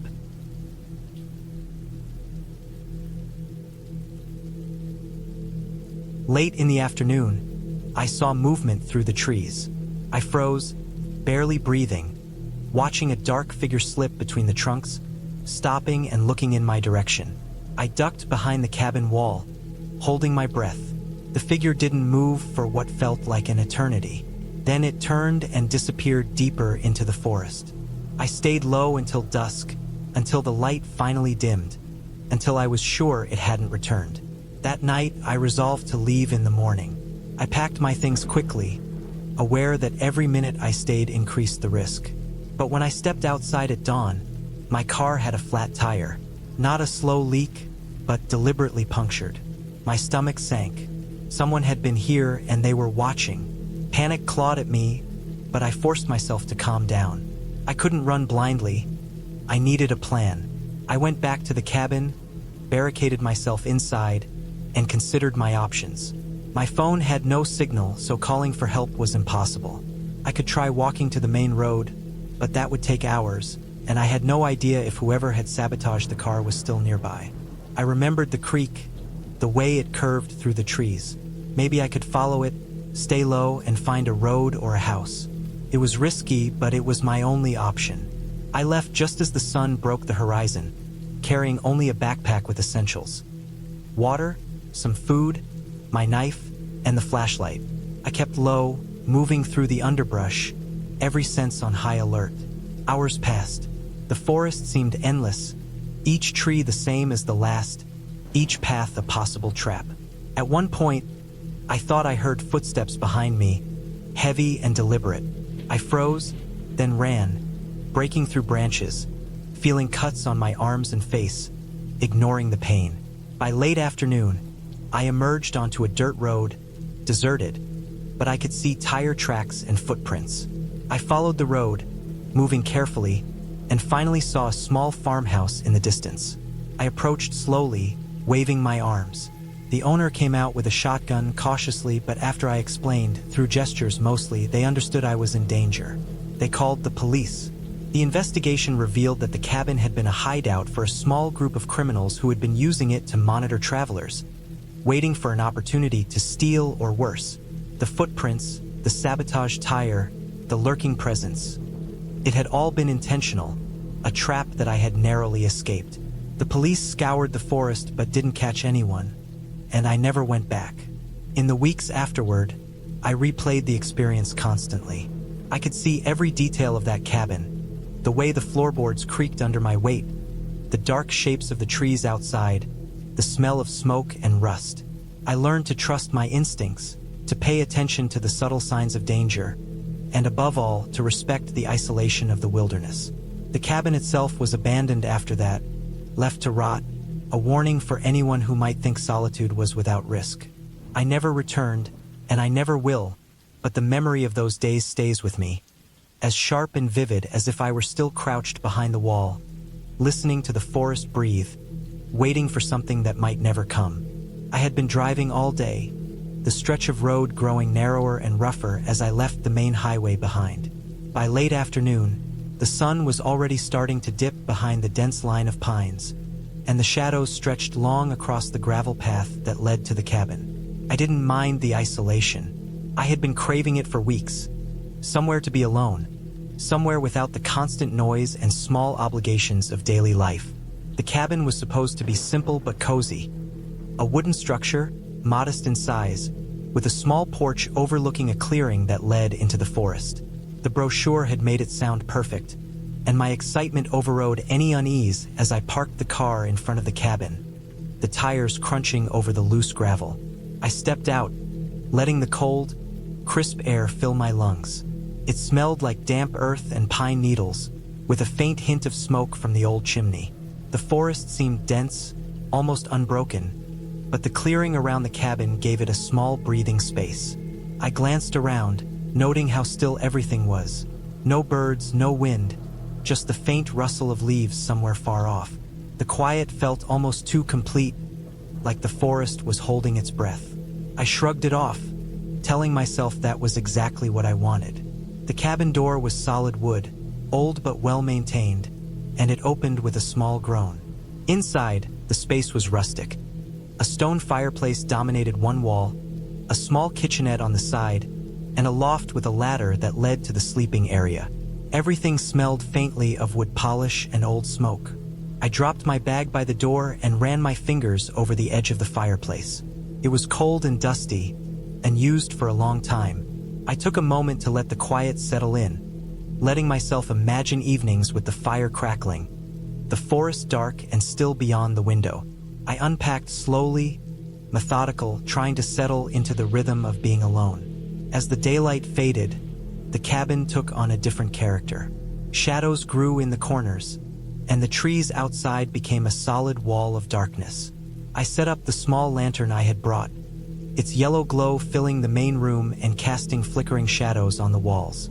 For a while, everything felt right, peaceful even.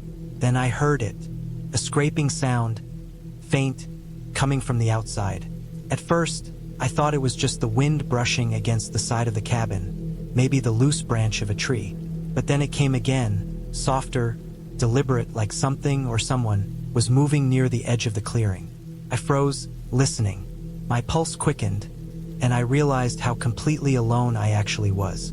There were no roads nearby, no neighbors, no one who could hear me if something happened. I tried to convince myself it was an animal. Deer, maybe a raccoon, a fox.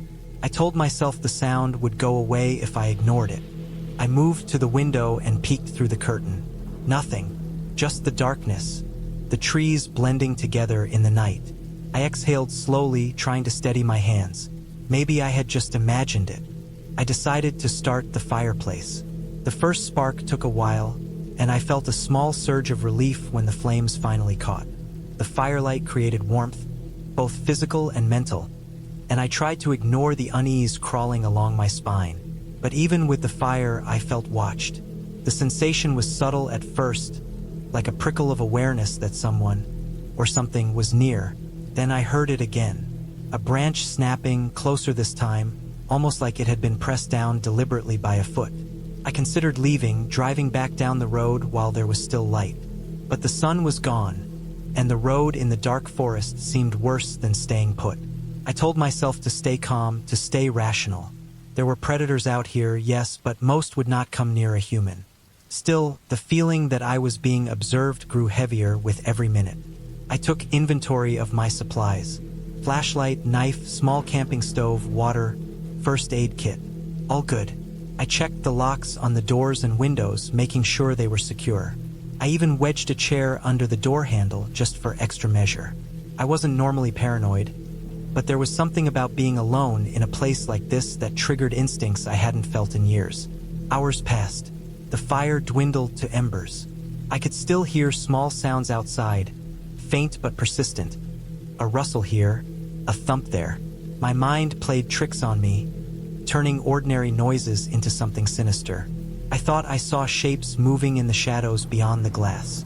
At one point, I almost convinced myself that a figure was standing at the tree-line, watching me. I wanted to call someone, but the cell service was weak, barely enough to send a text, let alone make a call. I tried to sleep in the loft, covering myself with a blanket and keeping the knife close. I lay there, listening until the night felt endless. Every small sound made me flinch, every rustle of leaves or snap of a branch setting my heart racing. And then, I heard it, the unmistakable sound of footsteps approaching the cabin.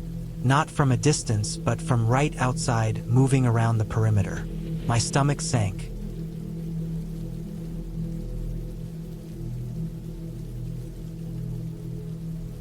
I stayed perfectly still, the blanket over me, listening. The footsteps paused, then continued slowly around the cabin. I could hear someone or some animal brushing against the porch boards. Then silence. Absolute silence. I didn't move until the sun rose, and when it did, I approached the window cautiously. The clearing looked empty. There were no tracks, no marks, nothing. I told myself I had imagined it, that the night had played tricks on me. But deep down, I knew something had been there. Morning brought light, and with light came a little courage. I started a fire in the stove and prepared a basic breakfast, though my appetite was gone. I decided to explore the perimeter to make sure nothing was near the cabin that could pose a threat. As I walked along the edge of the clearing, I noticed faint marks in the dirt. Footprints, not quite human, small but deliberate. They circled the cabin, beginning and ending in the shadows of the forest. My pulse quickened again, but this time it was different, a clarity of focus. I realized that staying here another night might be too dangerous. I packed quickly, moving as quietly as possible, scanning the tree line for movement. Nothing. The forest seemed calm, almost normal in the harsh light of day. I locked the cabin, took a last glance at the porch, and stepped into the car. My hands shook as I started the engine, and I didn't breathe fully until the gravel road opened back onto the main highway. Even as I drove away, I couldn't shake the feeling of being watched. The experience lingered long after I returned to town, the memory of isolation and the quiet, deliberate footsteps haunting me. I realized how fragile a sense of safety can be when you are completely alone, in a place where even small noises take on a life of their own. Weeks later, I returned to the forest, but not to the cabin. I drove past the turnoff, peering through the trees, and noticed signs that someone, or something, had been using the area. Makeshift traps, disturbed earth, and the faint, lingering smell of smoke. I reported it to the authorities, who came and investigated, but by then the traces had mostly faded. They found no evidence of illegal activity, no people, no traps that could have been set recently. It was as if the forest itself had swallowed whatever had been there. Even now, I think about that night. I replay every detail in my head. The isolation, the scraping sounds, the shadows, the footprints. It changed the way I approach being alone. I understand now that the world is full of quiet dangers, and that sometimes the most terrifying experiences don't involve anything supernatural at all. Just isolation, nature, and the unknown. I never returned to the cabin. The memory of it stays with me, and the lessons of that night.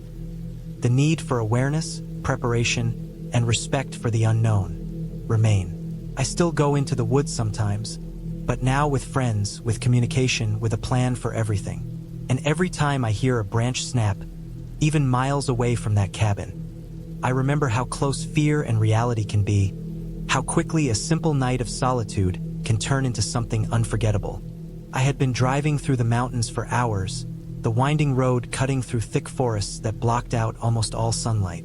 My destination was a cabin I had rented deep in the woods, far from towns, neighbors, or any other signs of life.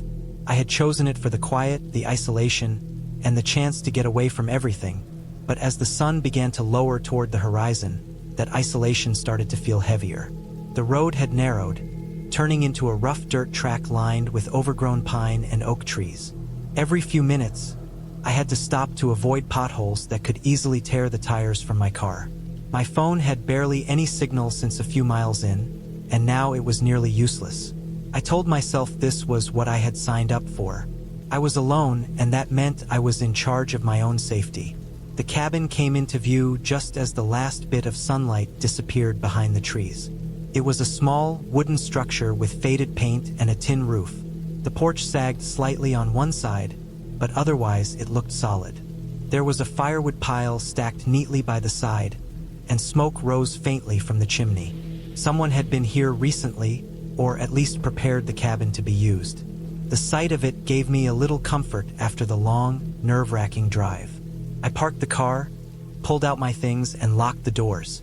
The air smelled strongly of damp pine and wet earth, a scent I both loved and found slightly oppressive when it was concentrated like this. I noticed how the wind moved through the trees, making them creak and groan. It was calming and unnerving at the same time. I took a deep breath and started unpacking my bag, careful not to leave anything in the car that I would need. I had packed enough food for several days, a small first aid kit, extra batteries, and some tools just in case. I reminded myself to keep a clear head. Isolation could easily turn small problems into dangerous ones. The cabin interior was dimly lit, dusty but clean. There was a small kitchen area, a wood stove, a tiny bathroom with a cold water sink, and a main living space with a few old chairs and a table. I set my bag down, unpacked the essentials, and started a fire in the stove. The wood crackled as the flames took hold, throwing shadows across the walls. That first night, I felt both excited and uneasy. Alone in a cabin, you notice every sound. The scuttle of mice, the creak of wood settling, the occasional snap of a branch outside. I reminded myself these were normal, natural sounds, but my body stayed tense, alert. I slept fitfully, waking to the sounds of the forest outside. In the early hours, the wind had picked up, rattling the cabin's windows and making the chimney sway with occasional sharp clattering noises. I got up and checked the fire, making sure it wouldn't die out. The forest seemed endless in every direction, dark and silent except for the sound of my own movements. I noticed how the moonlight filtered through the thin trees, casting long shadows that shifted when the wind blew. I felt a small shiver go down my spine. The isolation was absolute, and in those moments, I was more aware of how fragile my presence here was. The next morning, I ventured outside to collect more firewood. I followed a narrow path that led to a nearby creek. The water was clear and fast, tumbling over rocks and mossy logs.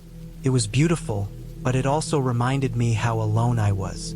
I carried a bundle of wood back to the cabin, my eyes scanning the trees constantly. Something about the forest felt heavier today, as if every rustle of leaves had meaning. I shook off the feeling. I had come here to be alone, and I needed to keep a calm mind. By the third day, I had started to settle into a rhythm. I gathered wood, chopped it for the stove, fetched water, and explored small parts of the surrounding forest during daylight. But on the evening of that day, things began to feel off. I was inside, preparing dinner, when I heard a noise outside that didn't sound like the wind. It was soft, deliberate footsteps on the dirt path that led to the cabin. My stomach clenched. I froze, listening. The steps stopped suddenly, and then silence. I told myself it could be an animal, but something about the pacing felt too irregular, too heavy for a deer or a raccoon. I checked the locks on all the doors and windows, even though the cabin didn't have modern security measures. I found an old hunting knife in the kitchen drawer and kept it with me, just in case. I tried to rationalize the feeling of being watched, telling myself the forest could play tricks on the ears. The mind can exaggerate simple things when isolated. But the unease lingered, couldn't shake it. Later that night, the footsteps returned, this time accompanied by a faint scraping sound, like someone dragging something across the dirt outside. I moved toward the window cautiously, peering out into the blackness beyond the firelight. I couldn't see anyone, but my gut told me something was there, lingering at the edge of the forest, observing. My mind raced through all the possibilities. Could it be a lost hiker? Someone looking to steal supplies? My breathing quickened.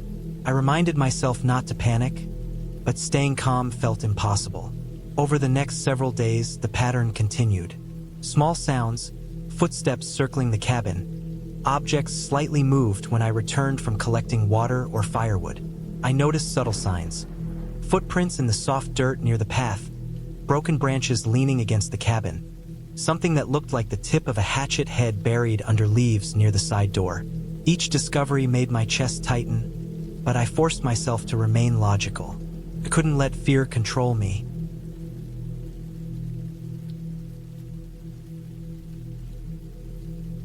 I started to take precautions. Every night, I barricaded the doors with heavy furniture. I set up makeshift alarms using cans and string around the perimeter.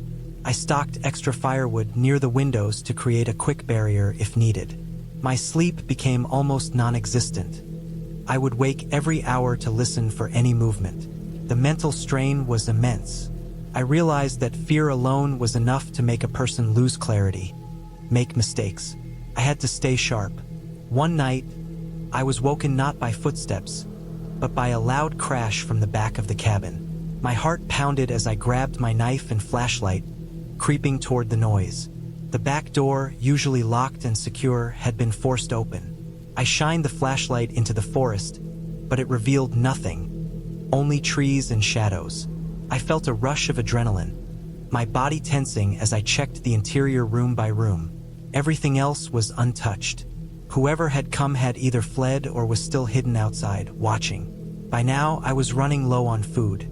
I realized I needed to leave, but the thought of walking down the dark, winding road at night made me hesitate.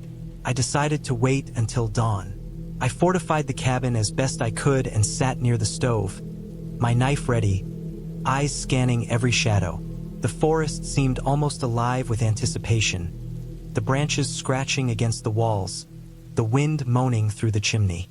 I couldn't relax, and I knew I wouldn't until I was out of the area. When the first light of morning finally broke through the trees, I moved quickly but cautiously. I packed my remaining supplies, double-checked the doors, and locked them as best I could from the inside. I decided to take a different path back to the main road, hoping to avoid whoever or whatever had been near the cabin. My pace quickened when I heard something move behind me in the underbrush. I didn't dare look back. It took hours, but I finally reached the main road. I felt a profound sense of relief when I saw a car coming toward me, and I flagged it down. The driver looked startled but pulled over. I explained I had been at a remote cabin and was being followed, though I kept the details minimal. I was shaking, but I managed to get into the car, and we drove to the nearest town, where I finally called the local authorities. They assured me they would investigate, though by the time they arrived, any signs of the intruder had vanished. Back in a safe environment, I realized how deeply the experience had affected me. The isolation, the constant sense of being watched, the subtle signs that someone had been close enough to enter my space. It had all built up into something terrifying, something that no storybook ghost or monster could have matched in realism. I had survived, and I had learned the importance of preparation, awareness, and trust in my instincts. In the days following, I documented everything I had experienced, photographs of footprints, the disturbed underbrush, and the forced back door. The authorities followed up and found evidence of someone living in the woods nearby, a transient who had likely been watching cabins for supplies. I never went back to that cabin, but I felt a strange sense of closure knowing that my vigilance and preparation had kept me safe.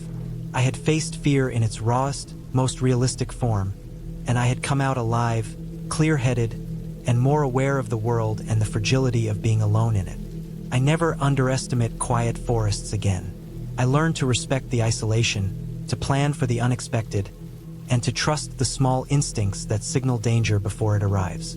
That cabin, that forest, and that experience remain vivid in my mind, an enduring reminder that sometimes the scariest stories are not the ones that are told in whispers, but the ones lived in silence, with every shadow, every sound, and every unknown step threatening the life you so carefully protect. I arrived at the cabin late in the afternoon, just as the sun was starting to sink behind the thick pine trees. The air was cold, crisp, and smelled of wet soil and pine needles. I had driven for hours on narrow, twisting roads through the mountains, the kind of roads that disappear into nothing if you blink too long. The cabin itself was small, made of dark wood, and it leaned slightly as if it had been settling into the earth for decades. There was no electricity, no running water, just a small stone chimney and a wooden porch with steps worn smooth by years of use. The forest around it was dense, almost suffocating. Every tree seemed close enough to touch, their branches scraping against one another in the breeze. Birds chirped here and there, but their calls felt sharp and lonely, echoing strangely among the trunks. I pulled my backpack from the car and felt a strange twinge of unease, a sense I couldn't shake even as I stepped toward the cabin. Inside, it was cold and dark, the kind of cold that creeps into your bones. Dust coated the furniture in thin layers, and the wooden floorboards creaked under every step. The air smelled faintly of old wood and dampness. I unpacked slowly, taking my time to set up my sleeping bag and flashlight, trying to ignore the feeling that the walls were watching me. I lit the small wood stove, and the crackle of the fire gave the room some life, casting dancing shadows on the walls. The shadows moved unnaturally with the flicker, like they had minds of their own. I decided to take a quick walk outside before night fully fell. The forest was already darkening, and the shadows between the trees stretched long and black. The path I had driven on earlier was barely visible, hidden under fallen leaves and broken branches. Every step I took seemed louder than it should have been, the crunch of leaves and twigs echoing as if someone or something was listening. As night settled, the sounds of the forest grew sharper. The wind rustled through the trees in strange patterns, sometimes like whispers, sometimes like groans. I kept thinking I could hear footsteps behind me, just beyond the edge of the flashlight's beam. My heart would leap, but when I turned, there was nothing. Just shadows, dark and endless. Back inside the cabin, I tried to calm myself.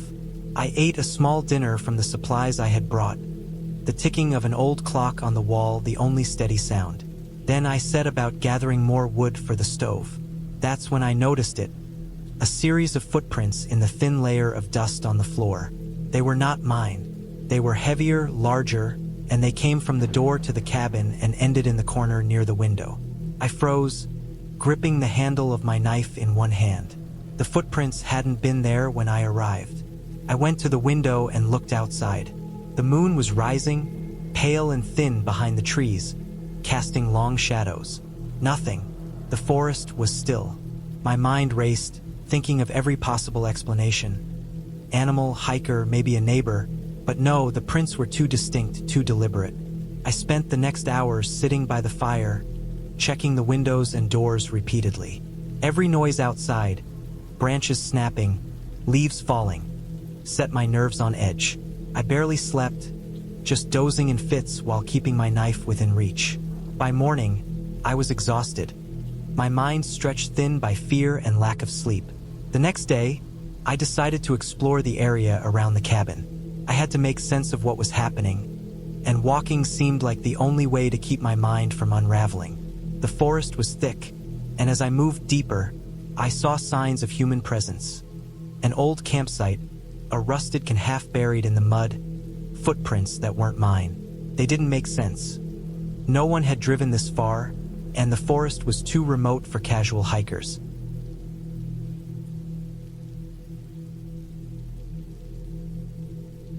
By afternoon, the unease had grown unbearable. I noticed something that made my stomach twist. A set of footprints leading away from the cabin, then returning, always stopping at the edge of the trees near the cabin, as if someone had been watching me. The realization hit me slowly, like ice through my veins. Someone had been here all along. Someone had been tracking me, waiting for me to arrive, or maybe just watching. When I got back to the cabin that night, the fire had burned out. The stove was cold, and the cabin felt smaller somehow, the walls closing in. I barricaded the door as best I could with a chair and a table, then sat in the far corner, listening. Every small sound, the wind scraping against the roof, a branch falling, made me jump. Hours passed, dragging like days. I thought of calling for help, but there was no cell signal, no way to contact anyone. At some point, I must have fallen asleep, because I woke to a shadow moving across the room. My knife was in my hand before I fully understood what I was seeing. The figure crouched near the window, watching. I didn't move, couldn't move. And then, just as silently as it had come, it was gone. I stayed that night awake, shivering, holding my knife, and waiting for dawn like a prisoner counting hours. When the first light finally broke through the trees, I knew what I had to do. I couldn't stay another night. I packed as fast as I could, taking only what I could carry. My mind was sharp with fear, every sense alert to the slightest sound. As I left the cabin behind, I kept looking back. The forest was empty, quiet, but I could feel eyes on me. I ran down the path I had driven in, heart pounding, branches scraping at my clothes, until finally, hours later, I reached a small road. There was a car parked nearby, lights on in a distant cabin. I ran toward it, waving my arms, desperate for anyone to see me. When I reached the road, a neighbor, a man in his 50s, saw me and asked what had happened. I told him in pieces, still shaking, and he listened carefully. Later, with his help, I returned to the cabin with local authorities. They found signs that someone had been living there, hidden possibly for weeks, leaving traces of food and makeshift bedding. There was no one there when they searched and no signs of violence, but the idea that someone had been observing me the whole time made my stomach turn. I didn't go back to that cabin again. I stayed with friends for weeks after, unable to shake the memory of the footprints, the shadow, the feeling of being hunted. It was a realistic fear, simple and raw, no ghosts, no magic. Just the knowledge that humans can be dangerous, that some people watch and wait, hidden in the shadows, and you may never see them until it is almost too late. The lesson stayed with me. Isolation is dangerous, and even the quietest forests can hide more than just wildlife. Awareness, preparation, and quick action saved me. That cabin, that forest, and that fear will remain with me forever. A vivid reminder of how quickly normal life can turn into survival. I had been planning the trip for months. After a long, stressful year working in the city, I needed complete isolation. Somewhere far from the noise, the traffic, the constant hum of life that never slowed down. I found a small cabin for rent through an online listing. It was in a remote area, nestled in the middle of dense forest, with only a narrow dirt road leading to it. The pictures made it look peaceful. A wooden cabin surrounded by tall pine trees, a small clearing in front, and a creek running nearby. No electricity, just a wood stove, a small propane lamp, and a quiet that I craved more than anything. I packed carefully, taking enough food and water to last a week, extra blankets, a first aid kit, a battery-powered lantern, and my old hunting knife. I drove for hours on a winding, poorly maintained road. By the time I reached the cabin, the sun was low in the sky, casting long shadows through the trees. The cabin looked even smaller and more isolated than it had online, but exactly what I wanted. The first night, I settled in with the wood stove crackling. The smell of pine and smoke filled the air. I drank a cup of tea and stared out the window at the forest. The silence was complete, except for the occasional rustle of leaves, the distant call of a bird, and the soft trickle of the creek. I slept deeply, cocooned in the warmth of the blankets, feeling a rare sense of peace. The next day, I explored the surroundings. The forest was dense, and the trees towered above me. Fallen leaves and pine needles covered the ground, and small animals scurried through the underbrush. I followed a narrow trail along the creek, noting how quiet everything was, how few signs of human presence existed. I hiked until my legs burned, then returned to the cabin satisfied. I spent the afternoon chopping wood for the stove, collecting water from the creek, and cleaning up around the small porch. It was the third night that I began to feel uneasy. I was in bed, the lamp casting a soft glow, when I heard something outside. At first, it was subtle, a faint scraping sound, like nails dragging across wood. I froze.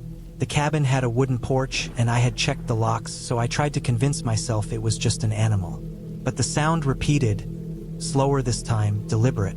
I held my breath, listening. Then, something heavy struck the cabin wall. My heart jumped.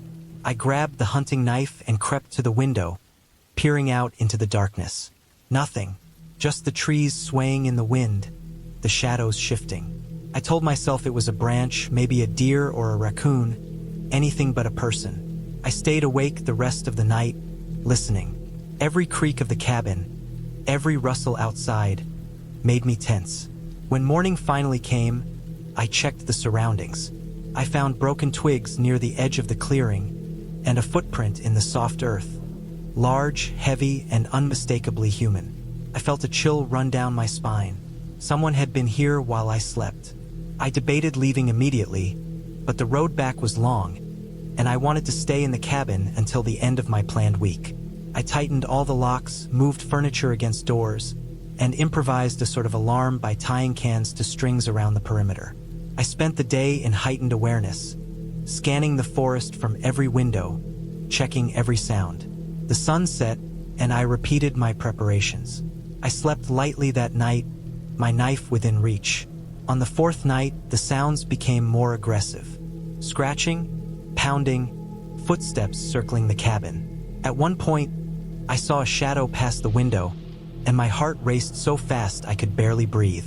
I stayed crouched, listening, until the sounds finally faded after what felt like hours. By morning, I found more signs of intrusion. Footprints circling the cabin, broken branches near windows, even faint marks on the door where someone had tried to force it open. I realized then that I was dealing with a person, someone familiar with the woods, someone patient and deliberate. This was no random trespasser. It was someone who had been watching the cabin, waiting. I panicked briefly but forced myself to think rationally.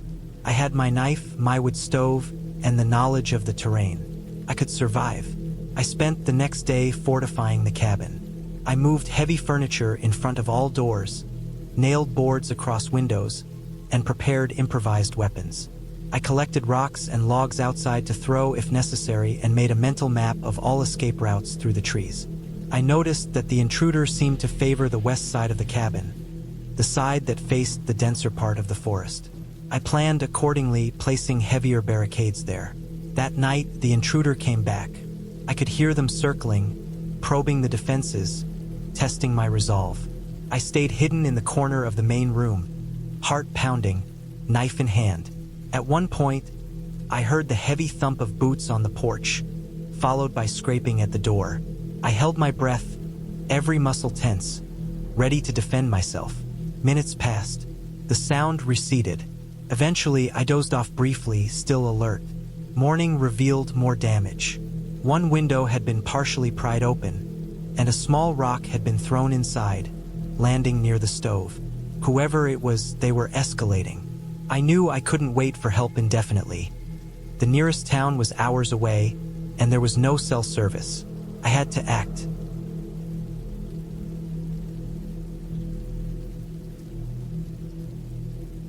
When I woke, the sunlight was pale but filtering through the trees. I decided to investigate the perimeter carefully. I gripped the hatchet and flashlight, opening the door slowly. The forest greeted me with bright light and shadows.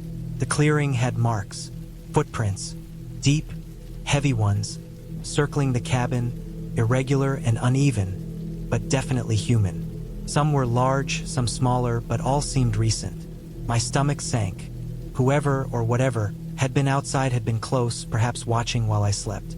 I walked carefully around, noting that nothing was missing from the cabin. No signs of forced entry aside from the worn locks.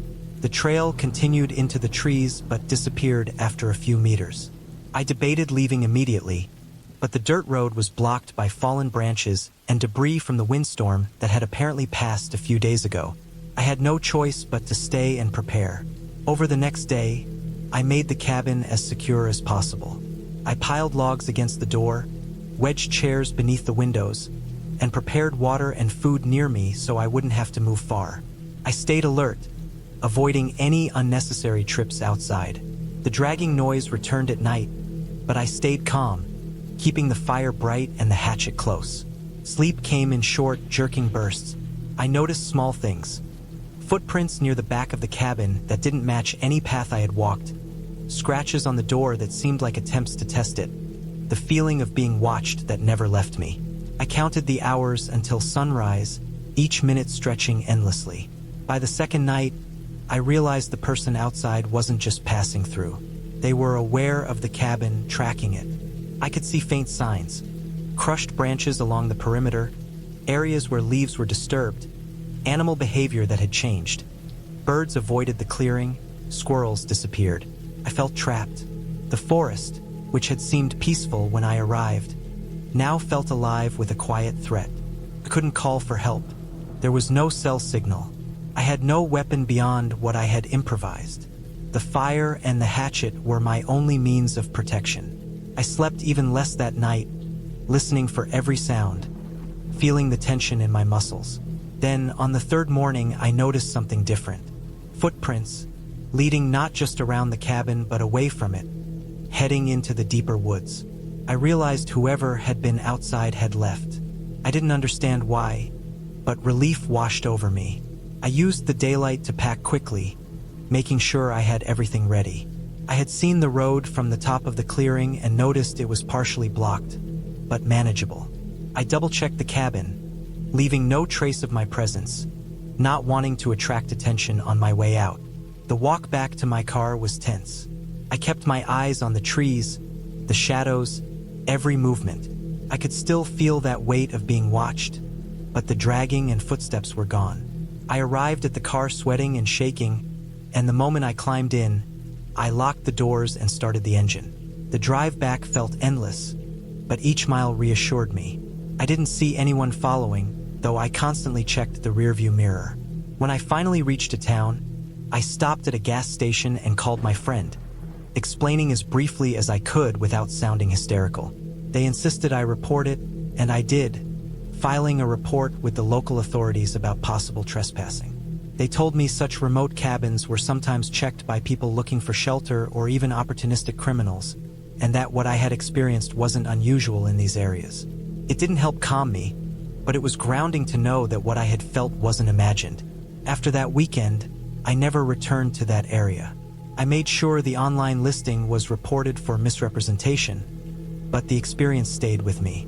The memory of being isolated, the constant awareness of an unseen watcher, and the small decisions I had made to survive were etched in my mind. Every time I pass a quiet forest road, I remember that cabin. The smell of dust and mildew, the cold sweep of the wind, the heavy sound of dragging feet outside in the night, and I am grateful I left unharmed. I realized how fragile a sense of safety can be, and how quickly isolation can turn a quiet retreat into a test of survival.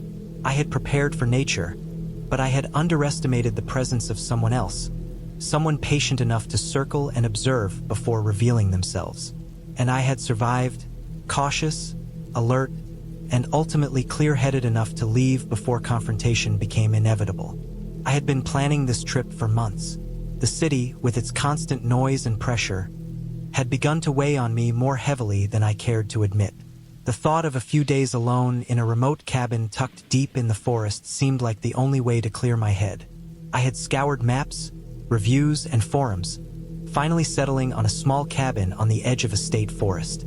The pictures online showed a modest wooden cabin, surrounded by thick pine trees, with a small clearing where sunlight fell in golden patches.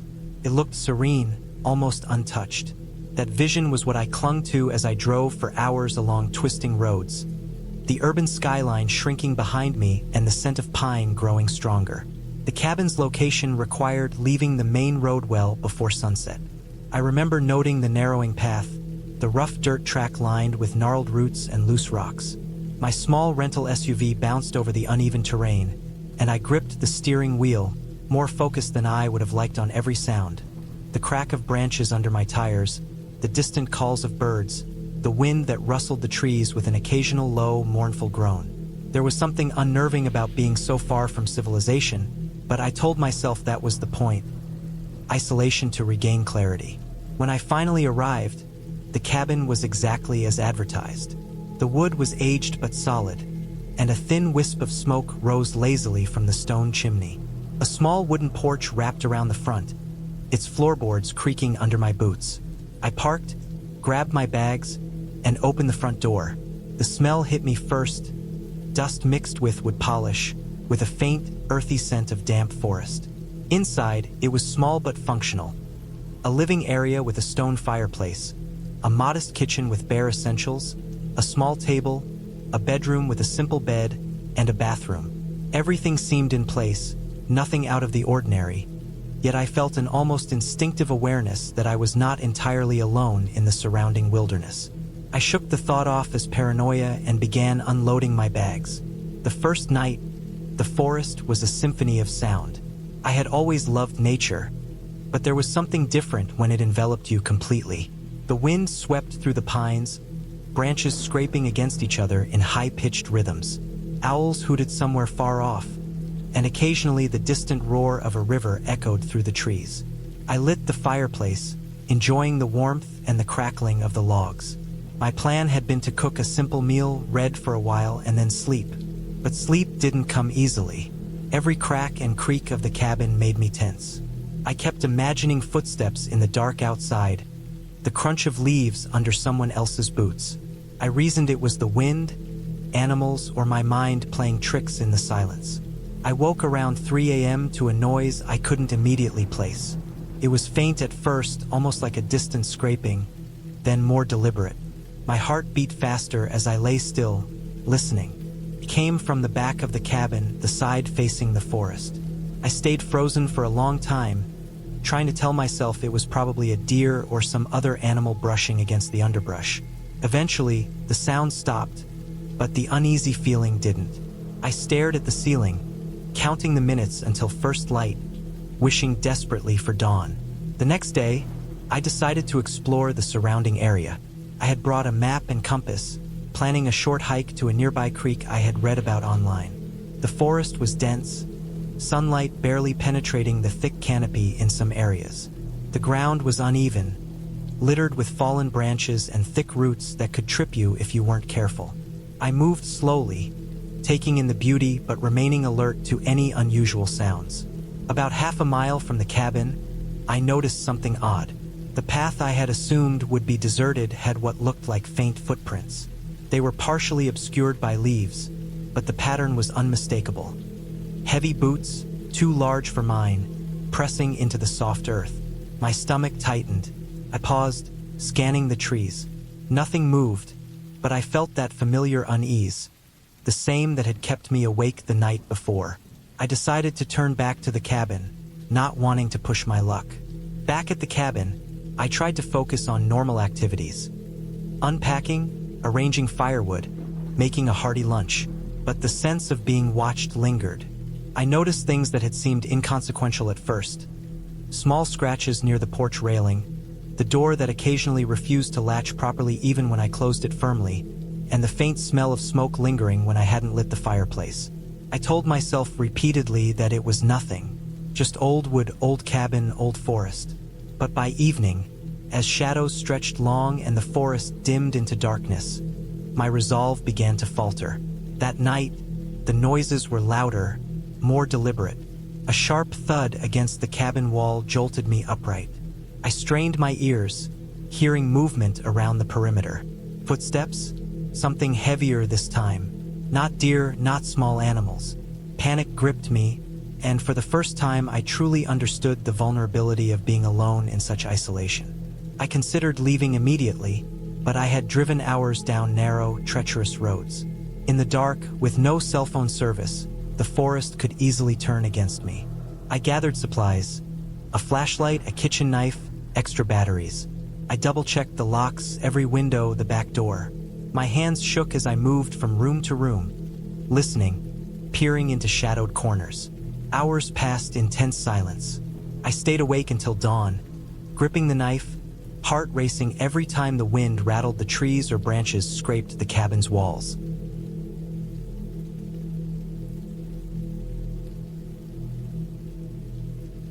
Over the next day, I made a plan. I packed a small bag with essentials. My knife, a flashlight, some food, water, and the first aid kit.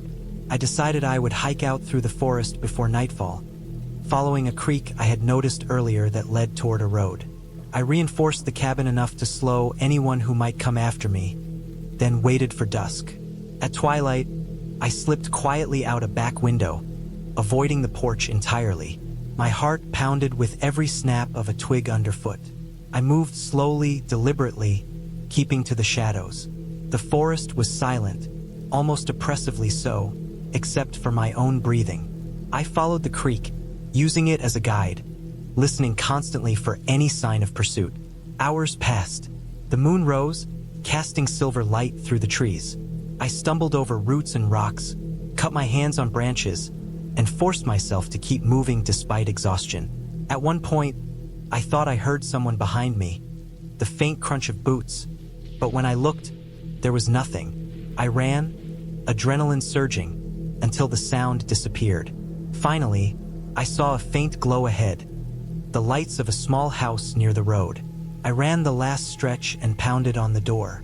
A man answered, startled, but after explaining briefly, he let me in. I called the authorities from his phone. They took my statement and returned with officers to the cabin. But there was no one there. Footprints vanished into the forest, and no trace remained of the person who had been tormenting me. I stayed with the man for the night, safe and warm, but I could not sleep properly. My body was tense, my nerves raw. The officers assured me that someone had likely been watching the cabin for some time, a transient or local person familiar with the woods.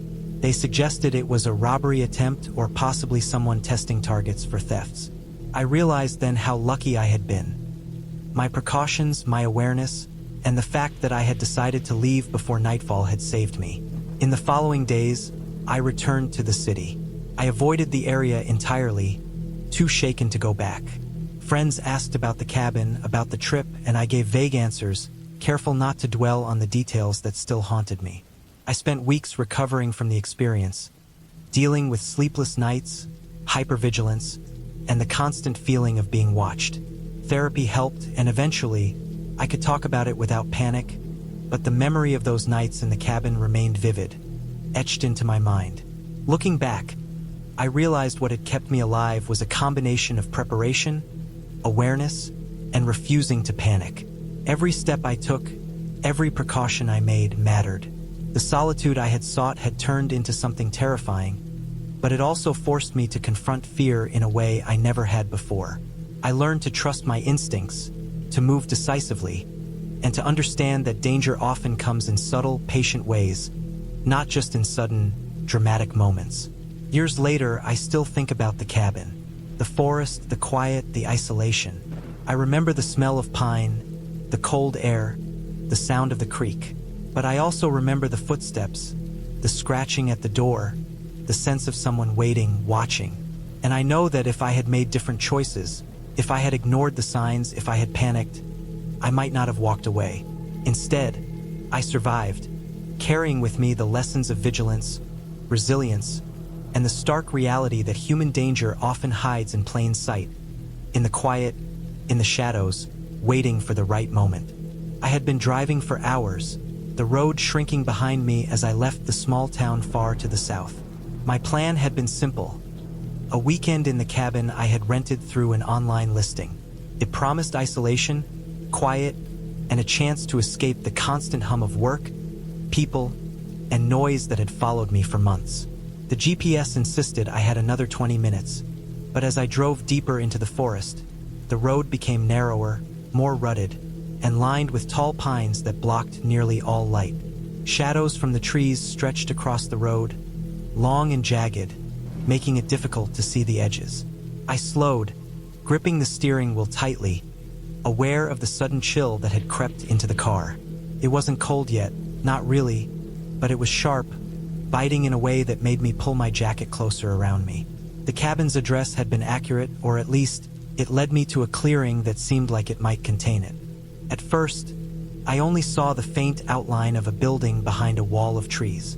The closer I got, the more obvious it became that this place had not seen visitors in some time. The driveway was overgrown with grass, the wooden beams of the small bridge over a creek rotting and sagging. I parked near what looked like a porch, my car crunching over dry leaves that littered the ground. The forest was silent, except for the soft rush of water under the bridge and the occasional rustle of wind through the pine needles.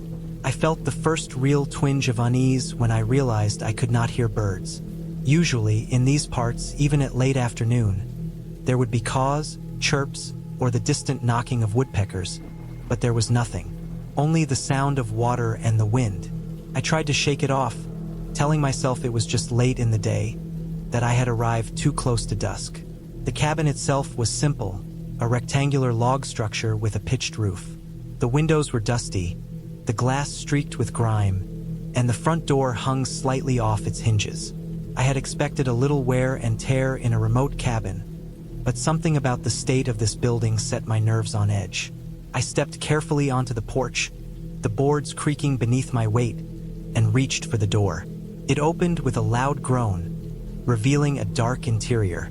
I flicked on my flashlight and swept the beam across the room. Dust floated in the air, and the smell hit me immediately. Mildew, old wood, and something faintly metallic, like iron. There were signs that people had been here before me decades ago, but not recently. The furniture was minimal. A small table, a couple of chairs, a wood stove, and a bed in the far corner. The mattress looked threadbare, the sheets yellowed. I had been prepared for rustic, but this felt more neglected than rustic. Still, it was usable. I set down my bag and went through my routine. I unpacked food, water, clothes, and made a fire in the stove. The flames crackled and sputtered at first, then roared to life, filling the room with warmth and faint light that chased away the dark corners. As the evening drew on, I settled into a chair by the stove, listening to the forest outside. The darkness pressed in against the windows, the trees swaying and groaning with the wind. That's when I heard it. A sound from outside, faint at first, a scraping or dragging along the ground. I froze, straining to hear. There it was again, closer this time, accompanied by another noise, something soft but heavy moving over twigs. I had no idea what it was. I thought of wildlife, deer, bears, maybe raccoons, but the weight of it felt wrong. Too heavy for most animals I had encountered in these forests. My chest tightened. I kept the fire burning, keeping my flashlight close, and slowly moved to the window. The beam cut into the darkness, illuminating the clearing just beyond the porch. There was nothing, no movement. I held my breath, listening. Then I heard it again, a sharp snap of a branch followed by that dragging sound, moving slowly in a circle around the cabin. I couldn't see it, but I could feel it, some presence circling. I went to the door cautiously and pushed it open a crack, keeping the flashlight aimed out. Nothing. The moon had risen enough to cast pale light on the ground, but the shadows were deep and shifting. I had no phone signal, no way to call anyone, and panic began to creep into my thoughts. I told myself I was imagining things, that the sound was a deer or a bear, but my gut told me otherwise. It was deliberate, slow, aware of me. I went back inside, shutting the door and leaning against it. My mind raced, trying to think rationally. The cabin had locks, but I could see how easy it would be to break them. I had a small hatchet by the stove. I had brought it for firewood, but I realized I might need it for defense. I gathered a few heavy objects near me. A chair I could swing, the metal poker from the stove, anything I could use if something or someone tried to enter. Every small sound outside made me jump. The wind, the creak, a falling branch. Hours passed slowly. I stayed awake, watching the windows, listening to the dragging noise fade and return. At some point, the sound stopped entirely, and the forest returned to near silence. Exhaustion pressed down on me, and I finally allowed myself a few hours of restless sleep, curled in a blanket by the fire.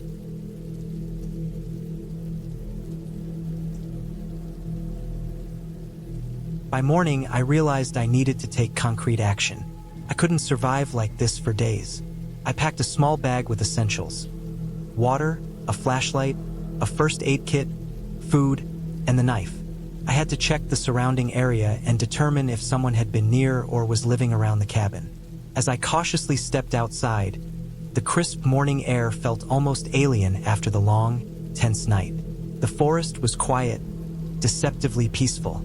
I noticed tracks again, heavier this time, closer to the cabin.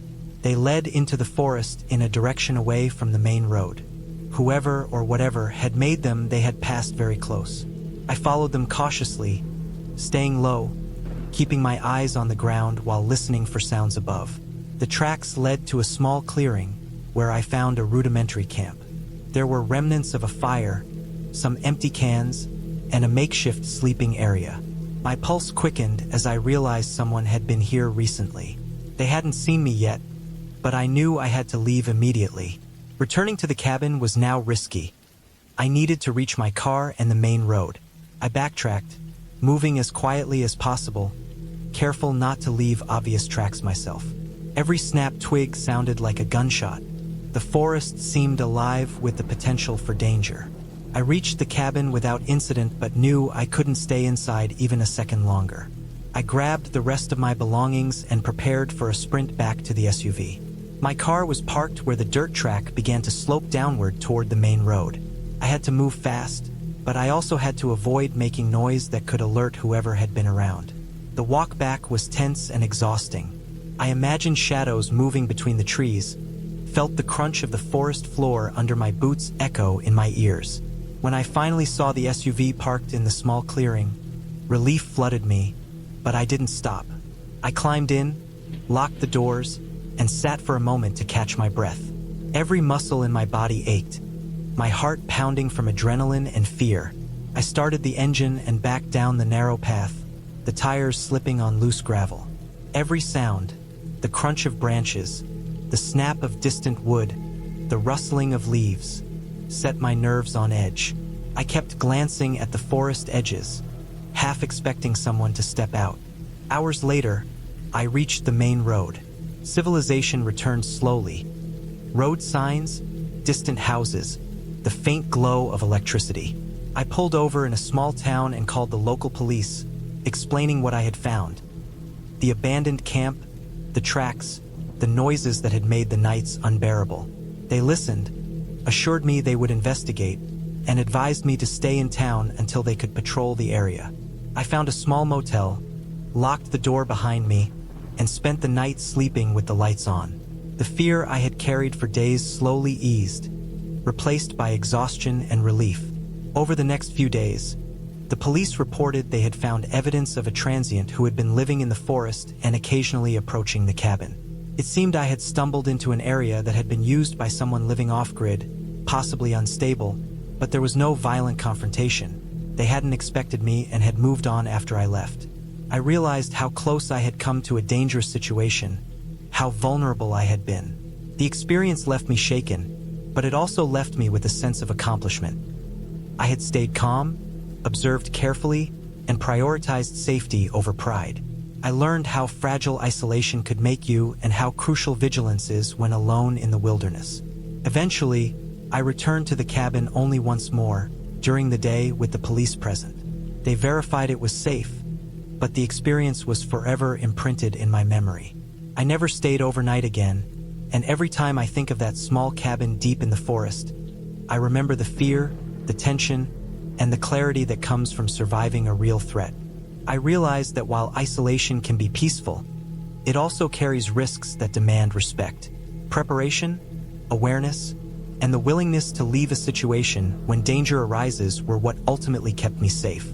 I left the forest behind, carrying the lessons with me, grateful to have escaped with nothing worse than my nerves and a renewed understanding of the thin line between solitude and danger. I had always liked the idea of being alone in the woods. The city was crowded and loud, and I needed space where I could think, where I could be surrounded by silence that wasn't filled with car horns or people yelling on the street. That's why I chose the cabin deep in the mountains for the weekend. It wasn't fancy. It was a simple, old structure made of wood, with a single bedroom, a small kitchen, and a fireplace that had seen better days. From what I could see in the photos online, it was rustic but inviting. I packed carefully, taking warm clothes, food, water, a first aid kit, and tools. I had a map, a GPS device, and my phone, even though I didn't expect there to be a signal. I thought I was ready for anything. The drive was long. The last stretch of road was nothing more than a narrow dirt path, twisting between tall pine trees and steep drops that made my stomach tighten every time I leaned over the edge. The GPS kept recalculating, sometimes acting like it didn't know where I was at all. The sun was beginning to dip low by the time I saw the cabin through the trees. It was smaller than I expected, but I liked it. The wood was dark and weathered, and the roof sagged slightly in the middle.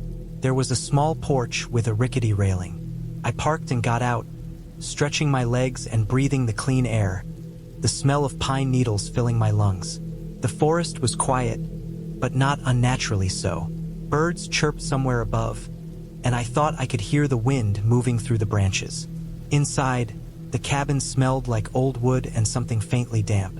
Dust covered the corners, and the fireplace had ashes from long ago, but the place was otherwise clean. I unpacked quickly, stacking my supplies neatly on the counter and storing my food in the small pantry. I wanted to make myself feel at home, even if it was temporary. Once settled, I went outside and walked along the small clearing around the cabin. The forest seemed dense, unbroken, stretching as far as I could see. Every step I took, the ground felt soft with pine needles and fallen leaves. I thought about taking a short walk, but it was getting dark fast, so I returned to the cabin, lighting the fireplace and starting a small fire to warm the place. That night, the wind picked up. I could hear it pushing against the walls and rattling the windows. I was aware of every creak of the cabin settling, every branch scraping against the roof. I kept checking my supplies, making sure I had enough water and food if something went wrong. Sleep came eventually, though fitfully, my mind imagining what it would be like if someone or something came up the trail. It wasn't fear of ghosts or fairy tales, it was the fear of another human being, someone with bad intentions. In the city, I was always careful, always aware of the people around me, but here, isolation made me realize how vulnerable I truly was. The next morning, I woke early. The wind had died down, leaving a sharp chill in the air. I decided to explore the surroundings. I walked along the narrow paths, noticing animal tracks in the mud and fallen branches I had to step over. The forest seemed peaceful in daylight. Sunlight filtered through the trees, creating patterns on the forest floor. I followed a small stream that ran near the cabin. The water was clear, cold, and fast-moving. I knelt to drink, realizing how thirsty I was after the long drive. The sound of the water was calming, and I felt slightly foolish for letting my mind conjure fears the night before. I returned to the cabin in the late afternoon, noticing a slight unease that I couldn't shake. Something felt off, though I didn't know what. Perhaps it was the absolute quiet, or maybe the way the forest seemed too still, almost like it was holding its breath. I tried to ignore it, preparing dinner on the small stove and stacking firewood near the fireplace. The evening was long. I stayed alert, listening for noises outside, but everything seemed normal. My mind began to settle, convincing myself that my fears were unfounded. Then the noise started. It was subtle at first, a faint tapping sound against the side of the cabin. I froze, straining to hear over my own breathing. Tap, tap, tap. It wasn't wind or branches hitting the cabin. It was deliberate. My heart started to pound, and I quickly moved toward the window. I peered outside, but the darkness was thick, making it impossible to see anything beyond the small clearing. The sound came again, closer this time, more insistent. I realized that someone, or something, was moving around outside. I could hear footsteps, heavy and slow, on the dry leaves. I didn't panic at first. I tried to convince myself it was a wild animal, maybe a bear or a large deer, but the pattern of the sound didn't match an animal. I knew bears were heavy, but their steps were uneven, clumsy. These footsteps were calculated, deliberate. I felt my stomach twist with fear. My phone had no signal, my GPS was useless. I was alone, unarmed, and completely exposed. I moved quietly to the door and looked through the small glass pane. Nothing. The clearing was empty. The tapping had stopped. I tried to tell myself I was imagining it, that my mind was playing tricks because of isolation and fatigue. But then I heard it again, coming from the back of the cabin. I crouched and moved toward the back window, seeing a shadow move quickly behind a tree. Someone was out there. I could feel the fear pressing into my chest, making it hard to breathe.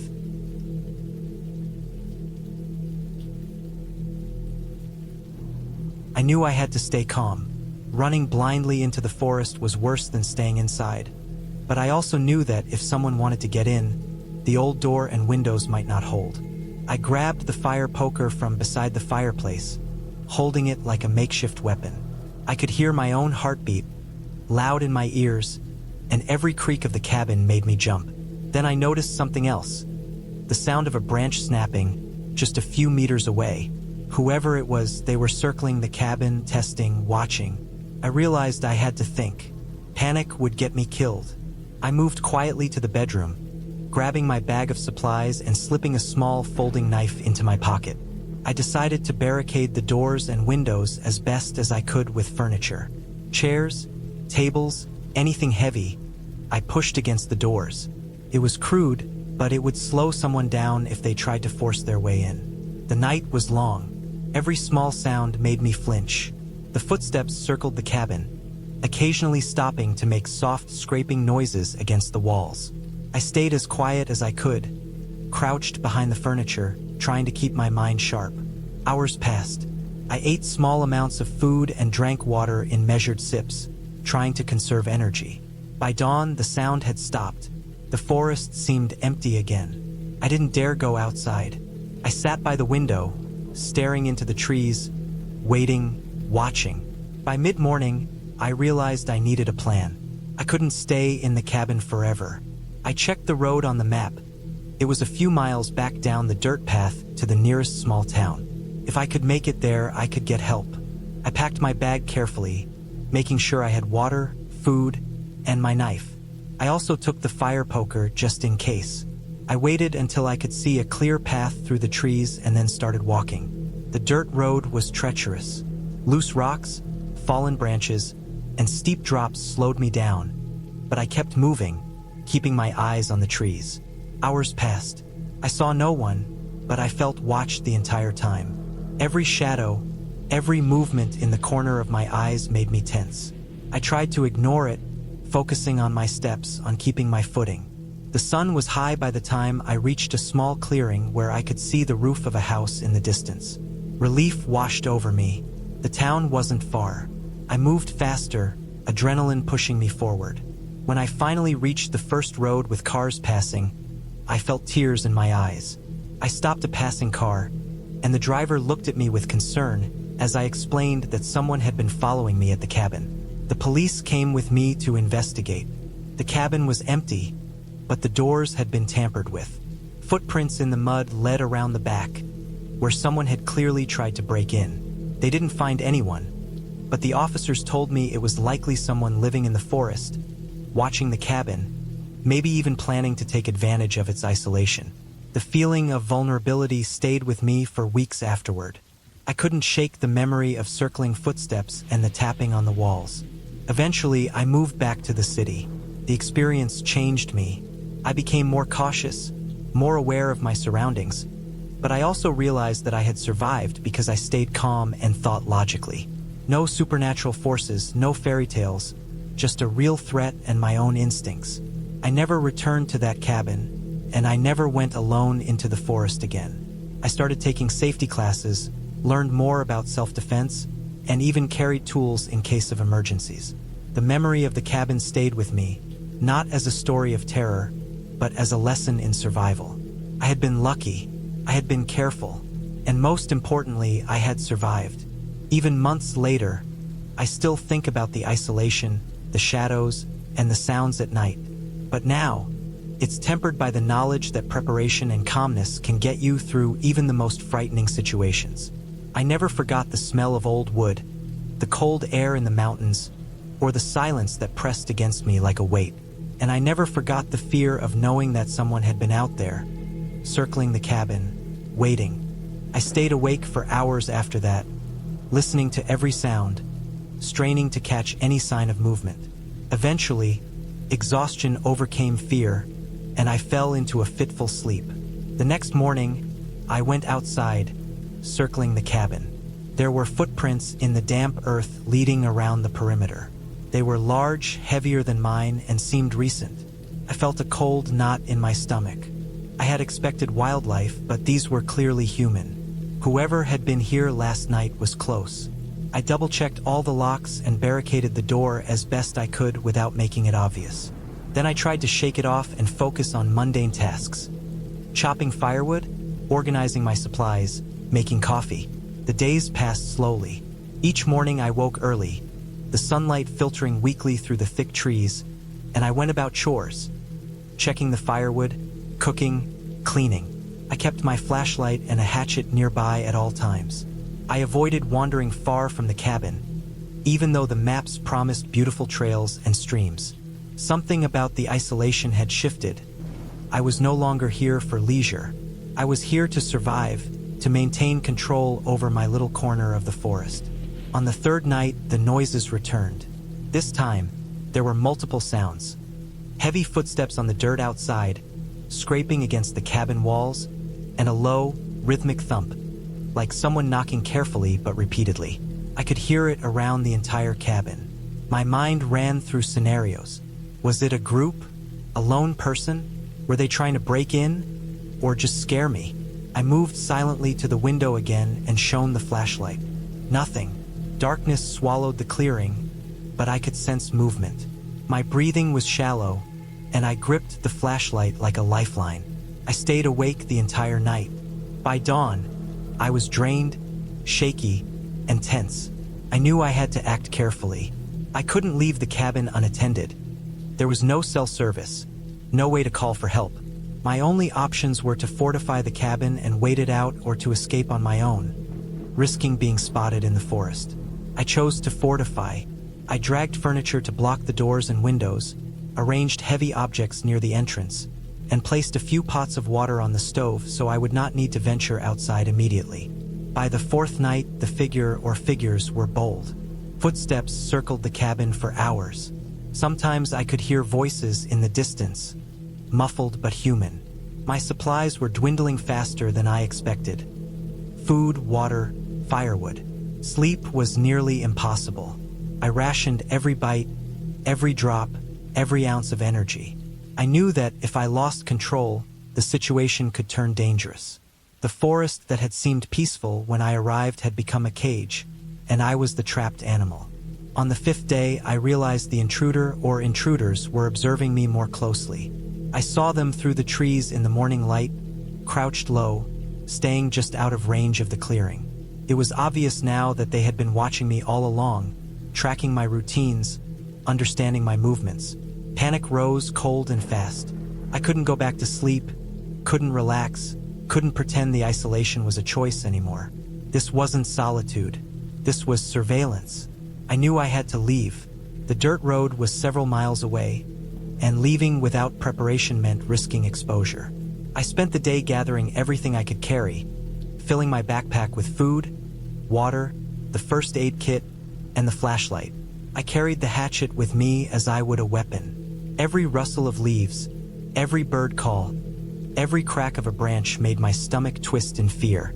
By nightfall, I had made my plan. Leave quietly, move through the trees, and reach the road by dawn. The night was pitch black.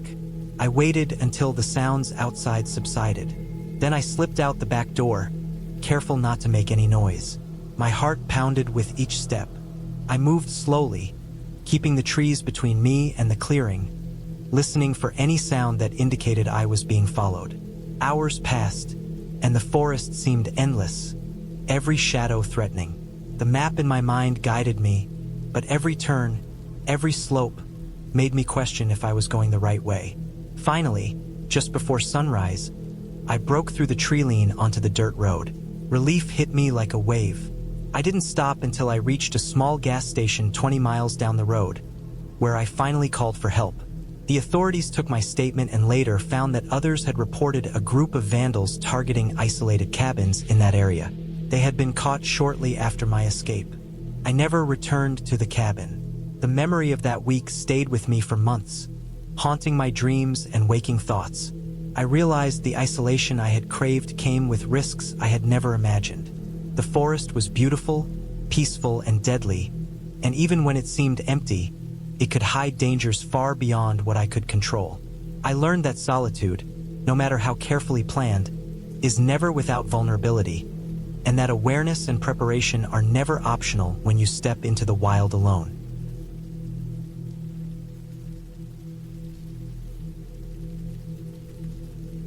I had been planning this trip for months. After a long year of work that drained me down to nothing, I needed time alone, away from cities, phones, emails, and the constant pressure to perform. I had scoured maps and online forums, looking for a remote cabin in the mountains where I could just disappear for a week. Finally, I found one. A small, weathered cabin tucked into a valley several miles from the nearest town, surrounded by dense forest on all sides. The description said it was quiet, isolated, and perfect for someone who wants solitude. That was exactly what I wanted. I packed my car meticulously, making sure I had enough food, water, and supplies for a week. I even included extra blankets and a first aid kit just in case. I double-checked everything, even though I had done it several times. There's a strange reassurance in double-checking when you are heading somewhere utterly alone. The drive to the cabin was long and slow. The last 30 miles were on a dirt road that twisted through thick forest. The trees grew so close together that at some points, the canopy above blocked the sunlight entirely, making it feel darker than it should in the middle of the afternoon. I could hear the tires crunching over loose gravel and dried leaves. Every time the car jolted over a larger rock, I had to adjust the rearview mirror to make sure nothing had shifted in the back. I felt anticipation building with every mile. Finally, the cabin appeared, almost like it had grown out of the forest itself. It was small, made of rough logs, with a metal roof that had dulled from years of exposure. A thin wisp of smoke rose from the chimney, suggesting it had been used recently. I parked in a small clearing beside the cabin and stepped out. The air smelled of pine and damp earth, and the silence was absolute. No birds, no wind, nothing. Even the usual forest noises seemed muted, as though the trees themselves were holding their breath. I carried my supplies inside and began to settle in. The interior was even smaller than it looked from the outside, but it had everything I needed. A small kitchen area, a wood stove, a table, a bed, and a tiny bathroom. There were signs that someone had lived here before me. Old newspapers stacked in the corner, a few empty cans on the shelves, but nothing seemed recent. I unpacked my food, stacked firewood near the stove, and made sure the windows and doors were secure. I was meticulous about these things. Being alone so far from anyone else demanded it. That night, I started a fire in the stove and sat at the table eating a simple meal of canned beans and bread. Outside, the darkness pressed against the windows. Every so often, I could hear small sounds, branches snapping, leaves rustling, but I tried to convince myself it was nothing. Animals, most likely. The forest was alive. I went to bed early, exhausted from the drive and the effort of unpacking. The bed was lumpy, but at least it was mine for the week. I woke around midnight to a strange noise. It was soft at first, almost like a whisper, but it grew louder in my mind as I lay there, unable to sleep. There was a scraping sound outside, like someone or something was dragging something across the ground. My heart started to race. I told myself it was a branch scraping against the cabin, but the sound didn't move. It stayed in the same place, just outside the window. I lay very still, listening, trying not to make a sound, my eyes wide in the dark. Then I heard it again. A heavy, slow crunching through the leaves, coming closer. I got up quietly and grabbed the flashlight from the table. I shone it out the window and froze. There, just beyond the clearing, was a figure. It was human-shaped but impossible to see clearly. The shadows made it hard to tell if it was wearing a jacket or if the darkness itself was outlining it. I couldn't tell how tall it was, only that it was moving slowly, deliberately. My mind raced through explanations. A hiker lost in the woods? A hunter? Someone who knew the cabin? I didn't know, but I could feel panic rising in my chest. I stayed low, careful not to make a sound, watching as the figure moved in a straight line past the edge of the clearing and into the trees on the far side. I stayed awake for hours after that, listening to every sound, straining to catch any sign of movement. Eventually, exhaustion overcame fear, and I fell into a fitful sleep. The next morning, I went outside, circling the cabin. There were footprints in the damp earth leading around the perimeter. They were large, heavier than mine, and seemed recent. I felt a cold knot in my stomach. I had expected wildlife, but these were clearly human. Whoever had been here last night was close. I double-checked all the locks and barricaded the door as best I could without making it obvious. Then I tried to shake it off and focus on mundane tasks. Chopping firewood, organizing my supplies, making coffee. The days passed slowly. Each morning I woke early, the sunlight filtering weakly through the thick trees, and I went about chores, checking the firewood, cooking, cleaning. I kept my flashlight and a hatchet nearby at all times. I avoided wandering far from the cabin, even though the maps promised beautiful trails and streams. Something about the isolation had shifted. I was no longer here for leisure. I was here to survive, to maintain control over my little corner of the forest. On the third night, the noises returned. This time, there were multiple sounds. Heavy footsteps on the dirt outside, scraping against the cabin walls, and a low, rhythmic thump, like someone knocking carefully but repeatedly. I could hear it around the entire cabin. My mind ran through scenarios. Was it a group? A lone person? Were they trying to break in? Or just scare me? I moved silently to the window again and shone the flashlight. Nothing. Darkness swallowed the clearing, but I could sense movement. My breathing was shallow, and I gripped the flashlight like a lifeline. I had been planning the trip for months, long before winter set in. The idea was simple. A few days alone in a remote cabin, far from the noise of the city, with nothing but the forest around me. The cabin itself was small and old, made of thick logs that had darkened with age. It had a simple layout: one main room, a loft for sleeping, a small kitchen corner, and a bathroom tucked in the back. From what I could see in the photos online, it was isolated, surrounded on all sides by dense pine and spruce, and accessible only via a narrow dirt road that wound up through the hills. I wanted the isolation, the quiet, the chance to feel untethered from everything familiar. But I didn't fully understand what that kind of isolation would feel like until I arrived. The drive up was longer than I expected. Snow had already begun to settle in patches, making the narrow road slick in places. I had my old SUV, and I drove slowly, gripping the wheel tighter than usual. There were no other cars, no signs of civilization, no phone signals. The only sounds were the tires crunching over the gravel, and sometimes the distant creak of trees swaying in the wind.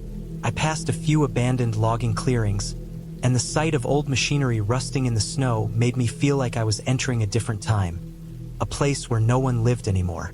When I finally reached the cabin, I parked at the edge of a small clearing. It looked exactly like the photos, maybe smaller than I imagined, more worn. The logs were gray in places, blackened with age, and the roof sagged slightly in the middle. I pulled my bag out and took a moment to look around. There were no other buildings, no paths leading anywhere, only the forest stretching endlessly. The silence hit me first. It wasn't just quiet. It was a heavy, almost physical silence. No birds, no wind in the treetops, just the way everything in the forest seemed to hold its breath. I locked the SUV, took a deep breath, and stepped toward the cabin. Inside, the cabin smelled of old wood and a faint mustiness from the winter damp. Dust covered the corners, and the floor creaked under my weight. I dropped my bag by the door and went straight to the fireplace, my first priority. The previous guests had left some kindling, but the wood smelled damp. I spent nearly an hour trying to get a fire going, breaking up the logs, arranging the kindling, striking matches, blowing carefully at the embers. Finally, a small flame took, growing slowly into a warm, orange glow that pushed the shadows in the room back. I felt a surge of relief. For the first time, I felt like I belonged here, like I had claimed a small corner of the forest for myself. The first night passed quietly. I sat by the fire, reading from a paperback I brought along, listening to the occasional groan of the cabin as it settled in the cold. Around midnight, I woke to a distant sound outside, something small and soft moving through the snow. I froze, listening. There was no wind. The sound stopped as suddenly as it started. I told myself it was probably an animal, maybe a fox or a deer, but my heart kept beating faster. I stared out the window, the firelight reflecting in the glass, and saw nothing. Eventually, the fire burned down and I fell asleep. Morning was brighter than I expected. The snow had started falling lightly, dusting the trees and the roof in white. I made coffee, boiled water on the small stove, and tried to relax. I decided to explore the area around the cabin, to familiarize myself with the forest paths before the snow piled higher. The forest was quiet but alive. The snow muffled sound, but I could see the tracks of animals. Rabbits, deer, birds that had left tiny marks in the soft snow. Everything felt normal. I even laughed quietly at how tense I had been the night before. By mid-afternoon, the isolation began to press in. It wasn't scary yet, just heavy. I realized how little I had actually prepared for the remoteness. I had brought food for 3 days, but I had no real backup if something went wrong. The snow was falling heavier now, and I noticed the tracks I had seen earlier disappearing under the fresh flakes. The trees, which had seemed friendly and protective in the morning, now felt like looming walls. The light was fading fast, even though it was only around 4. I hurried back to the cabin, my boots crunching loudly in the snow, each step echoing in the still air. Night 2 was different. The snowstorm had intensified, blanketing the forest in thick, silent white. The wind had picked up, howling through the branches and rattling the cabin. I sat close to the fireplace, trying to keep warm. I had brought a small supply of wood, but the fire burned quickly, and I had to work hard to keep it going. Around 10, I thought I heard something scratching at the cabin walls. I froze, listening. At first, I told myself it was just the wind shifting branches, but then the sound came again, soft, deliberate, like nails dragging across wood. I went to the door, careful not to open it too wide, and peered outside. The snow was falling thickly, the visibility almost zero. I could see nothing. My chest tightened. I tried to remind myself that it could be a raccoon or some small animal looking for food. Hours passed. I stayed close to the fire, listening, but I heard nothing more. Eventually, exhaustion overtook my fear, and I fell into a restless sleep. But in the back of my mind, I could feel the isolation gnawing at me, a weight I couldn't shake. The next morning, the storm had passed, leaving the world outside in a bright, blinding white. Everything was coated in snow, sparkling in the early sunlight. I stepped outside to assess the situation. The SUV was half buried, the tires thick with frozen slush. I realized that if the weather returned, I could be trapped here for days. The reality of being completely alone struck me hard. There were no other houses for miles, no cell signal, no one to check on me. I spent the day gathering more wood from a nearby stand of trees and chopping it into manageable pieces, my arms aching from the effort. It was the kind of labor that leaves you exhausted but focused, and for a while it distracted me from the fear gnawing at my mind.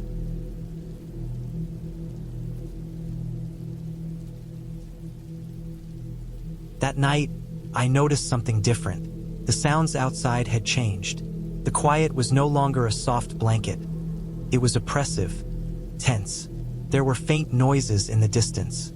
A snap of branches, the occasional thump against the snow.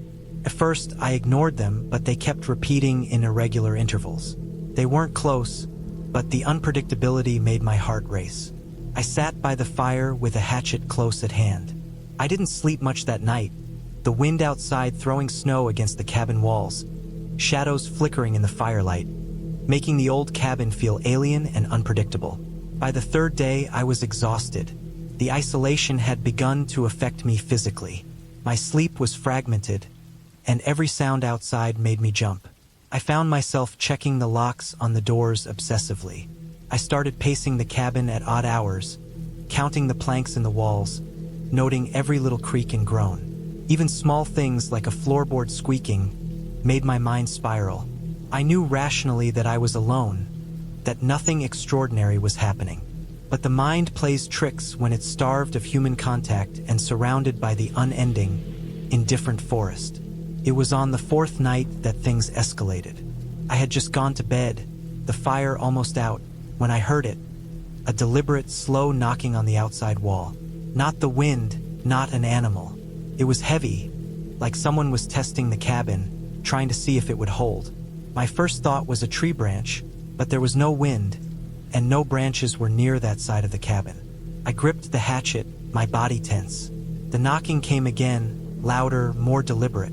I felt my stomach drop. I was alone. I knew that logically, but the sound outside felt like it belonged to someone who shouldn't be there, someone watching, testing the boundaries. I spent hours sitting upright, fire dwindling to embers, every muscle ready to spring. I didn't dare sleep. I kept peering out the window, but the darkness and the shadows of the surrounding trees hid everything. Eventually, exhaustion forced me into a fitful, light sleep. I woke suddenly, thinking I heard footsteps around the cabin. Heart pounding, I crept to the window, peering into the black. Nothing. By morning, the sun was weak, filtered through thick gray clouds. I decided then that I couldn't stay another night. The SUV was partially accessible now, and the snow had begun to pack down enough that I might be able to drive out. I packed quickly, double-checking the cabin to make sure I hadn't left anything behind. As I left, I took one last look at the cabin. It looked peaceful in the daylight, innocent almost, but I knew what it had felt like at night, alone, isolated, under the oppressive weight of the forest and the silence. The drive back down the road was slow and tense. I kept my eyes on the tree-line, half expecting to see something moving, but there was nothing. Just the road, the snow, the occasional sound of gravel under tires. By the time I reached the main highway, the tension in my shoulders had eased slightly. The cabin was behind me now, a place I had survived, but one I would not return to. The fear, the isolation, the oppressive quiet. It was real, and it had been enough to make me question everything about being alone in the wilderness. Weeks later, I thought about returning to similar trips, but I realized that part of surviving that cabin had been respecting its reality. The forest is indifferent, isolation is heavy, and fear doesn't need ghosts or fairy tales to become real. It only needs silence, darkness, and the knowledge that you are utterly alone. I never went back to that cabin, but every time I drive past a stretch of wilderness or see a cabin in a forest clearing, I remember the weight of that isolation, the way the quiet could become almost physical, pressing against me from all sides. I learned that fear doesn't need a story to be terrifying. It only needs reality, and reality in that cabin was more than enough. I had been driving for hours, the road winding through dense forests and low hills that blurred into shadows as the sun began to set. The cabin I was heading to was at the far end of a long, unmarked dirt road, tucked deep in the woods, far from any other houses or towns. I had been promised a quiet weekend to myself, away from work, phones, and city life. I thought I was prepared for solitude, but I didn't realize how much the isolation would get under my skin. The dirt road was rough, lined with overgrown bushes and fallen branches. The trees grew close to the edges of the road, their branches arching overhead to form a natural tunnel. By the time I reached the end, the sky had darkened into deep orange and purple. The air was thick with the smell of damp earth and pine, and I could hear the faint rustle of leaves and the occasional snapping of twigs under unseen feet. The cabin itself was older than I expected. It had the rough charm of a place built by hand, not by contractors. Its walls were made of dark, weathered logs, and the windows were small and clouded, reflecting the fading light. A thin trail of smoke rose lazily from the stone chimney, though there was no sound of life inside. I parked my car on the uneven ground and unloaded my backpack. I could feel the quiet pressing in, the forest stretching endlessly in every direction. The first thing I noticed inside was the smell, with smoke mixed with the musty scent of old furniture. The cabin was small but functional. There was a narrow hallway leading to a living area with a stone fireplace, a kitchen with old appliances, and a bedroom with a simple bed. Everything seemed intact, though worn, and the air inside was cool and slightly damp. I set down my bag, lit the fireplace, and tried to shake off the creeping unease that had begun to settle over me. Night came fast. Once the fire was burning and the cabin was illuminated by its flickering light, the forest outside transformed. Shadows of trees pressed against the windows, and every small sound, the wind rustling the leaves, an animal moving in the underbrush, seemed amplified. I tried to read, trying to distract myself, but I found my eyes drifting constantly to the windows, half expecting to see movement. Around midnight, I heard the first real sound that unsettled me. It was a slow, deliberate knocking, not on the door, but coming from somewhere outside. At first, I thought it was a branch tapping against the wall. The cabin had a creak to it, like it was settling, and the sound of wind could play tricks on the ears. But this knocking was rhythmic, too steady to be random. I froze, listening.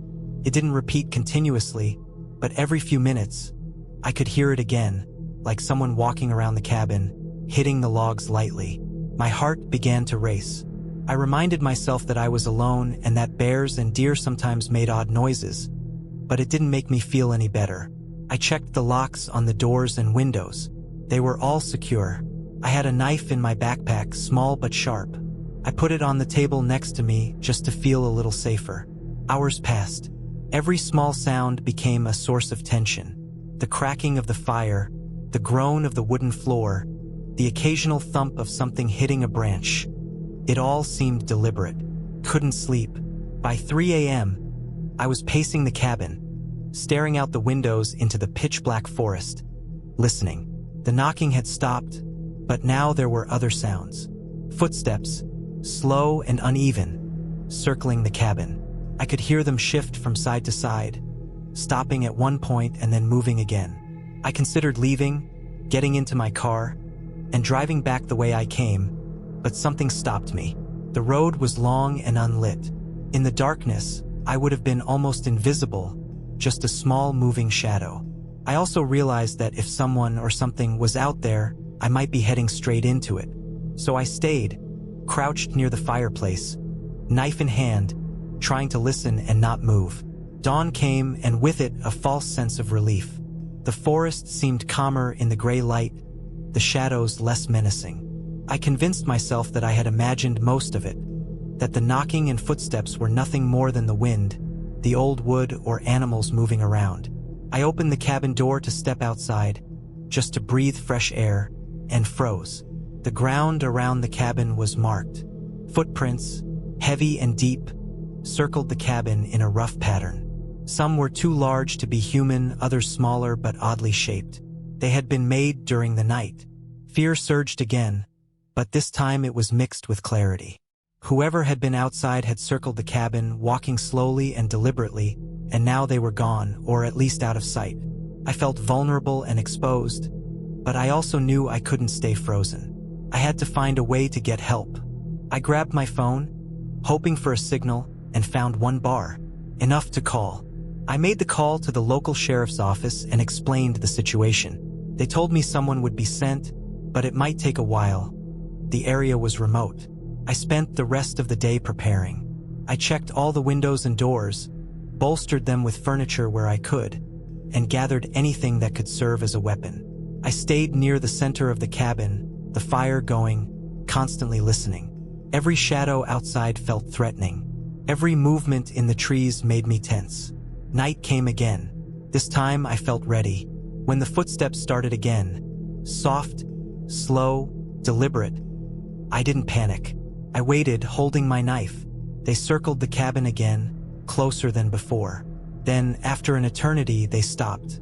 I held my breath, counting silently, trying to discern a pattern. Finally, the sounds moved away, fading into the night.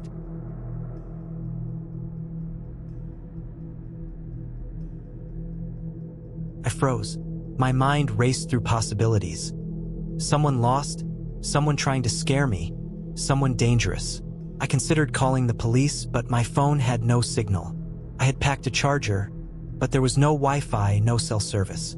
I was completely alone and isolated. I gripped the skillet tighter, then moved slowly to the window, trying to see outside. A figure stood just beyond the porch light, tall, unidentifiable in the dark. My heart pounded so loudly I could hear it in my ears. The figure didn't move for long moments, just stood there. Then, without warning, it turned and disappeared into the forest. I didn't sleep the rest of the night. I stayed by the fire, listening, waiting, imagining, until the first gray light of dawn crept over the horizon. I cautiously opened the door at sunrise and looked around. Nothing. No footprints in the dirt or snow from the previous night. No sign of anyone. It was as if the forest had swallowed the figure whole. I debated leaving, but I couldn't drive on these narrow dirt roads with my nerves shot.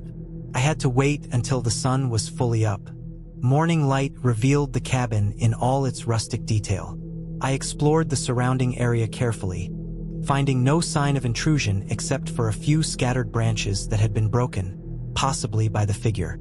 The forest looked peaceful now, ordinary, almost idyllic. I stayed in the cabin that day, gathering extra firewood, fortifying the doors, and trying to convince myself I was safe. But every sound, birds, wind, rustling leaves, made me jump. I was acutely aware of my vulnerability. Over the next few days, I settled into a tense routine. I left the cabin only during daylight, always keeping an eye on the edges of the forest. I reinforced windows and doors with extra boards I found in the shed, set up makeshift alarms, empty cans strung on twine that would rattle if someone approached. The fear never went away completely. I would hear movement at night, sometimes faint, sometimes unmistakable.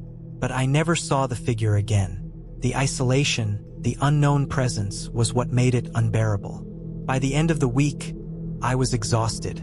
My nerves were frayed, my muscles tense, and my sleep had been broken into tiny fragments by fear. Yet, I had survived, had managed to protect myself without anyone ever actually confronting me. On the last morning, as I packed my bags and prepared to leave, I felt a strange sense of relief. I had faced the fear of being alone in a wilderness that could hide unknown dangers, and I had endured. Driving back down the winding roads, sunlight streaming through the trees, I kept glancing at the dense forest, half expecting to see the figure again. But it never appeared. I knew that the fear I felt would stay with me for a long time, a memory etched into my mind, a reminder of how fragile the illusion of safety can be. But I also knew I had proven to myself that I could survive the uncertainty, the unknown, the lurking presence that might or might not exist.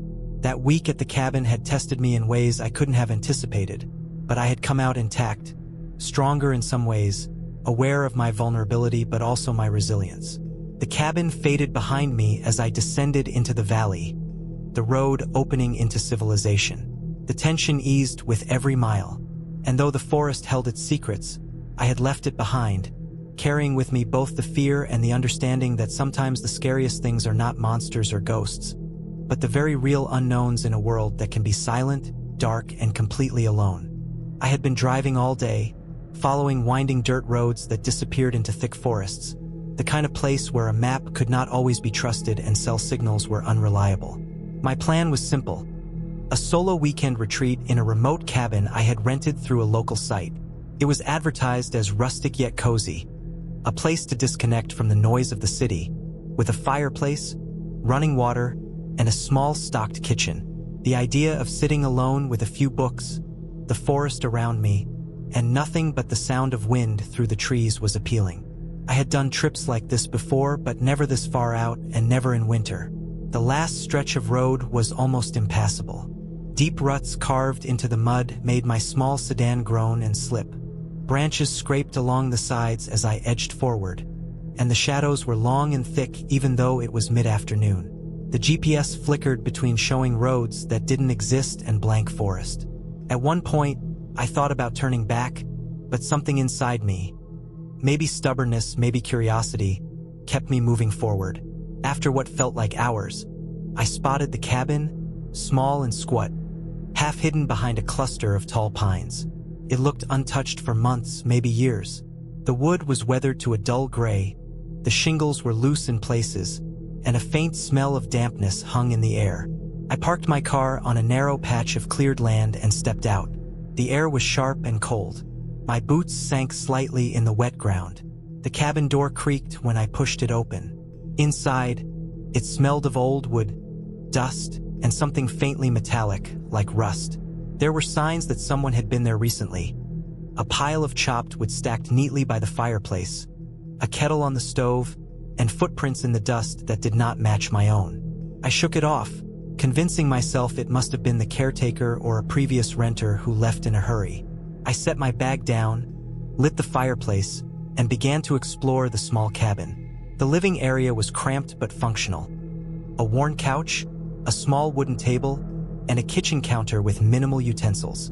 There was a single bedroom with a bed, blankets, and a small dresser. I unpacked my essentials, checked the windows, and even looked around the outside of the cabin to make sure nothing seemed out of place. Everything appeared normal, if a little neglected. Night began to fall quickly. The forest around the cabin darkened, and the temperature dropped. I had a small lantern and a flashlight, but outside it was near complete darkness. Inside, the fire crackled, casting shadows that danced across the walls. I ate a simple dinner, nothing fancy, just enough to fill my stomach. Afterward, I cleaned the dishes and sat by the fire, reading a book. It was when I was about to head to bed that I first noticed the sound. It was faint at first, almost imperceptible. A scraping like branches being dragged across the ground. I froze. My heart started to beat faster. I reminded myself that the forest was full of animals, that a deer or a raccoon could make strange noises at night. But the sound was deliberate. It moved in rhythm, sometimes pausing, then starting again. I grabbed my flashlight and walked outside.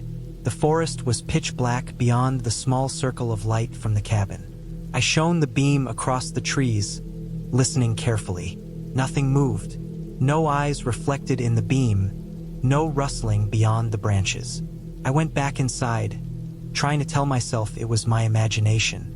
I locked the door, checked the windows, and even wedged a chair against the door handle. The scraping sound returned, louder this time, closer. It seemed to circle the cabin. My stomach sank. I knew I wasn't imagining it. I stayed awake that night, the fire burning low, my eyes on the door and windows, every sense alert. The sound didn't stop until dawn, when it finally receded into the distance. Morning brought little comfort. I had trouble sleeping, exhaustion making me jittery. I checked outside again and found the ground disturbed. Shallow footprints in the mud leading toward the back of the cabin, then stopping abruptly. They didn't match any animal I knew, and they were too small to be from a grown person, or maybe someone had tried to cover them. I started clearing wood for a fire and preparing breakfast, trying to act normal, but the sense of unease lingered. The rest of the day was tense. Every time I stepped outside, I felt watched. Small things unnerved me. The way branches snapped under invisible weight, the occasional rustle of leaves that seemed too deliberate. I spent most of the afternoon inside, pacing, checking the locks, peering through windows, and keeping a knife on the table within reach. The thought of staying the whole weekend here made my stomach twist. By nightfall, my nerves were frayed. The same sound returned, scraping, deliberate, moving around the cabin. But this time I heard something else. A soft thump against the cabin wall, as if someone or something was testing it. I sat still, holding my breath, listening. Another thump, then a scratch, sharp, deliberate, along the wood siding near the back door. Panic rose in me. I didn't try to confront it this time. I stayed in the center of the cabin, near the fire, clutching the knife, my eyes darting from one window to another.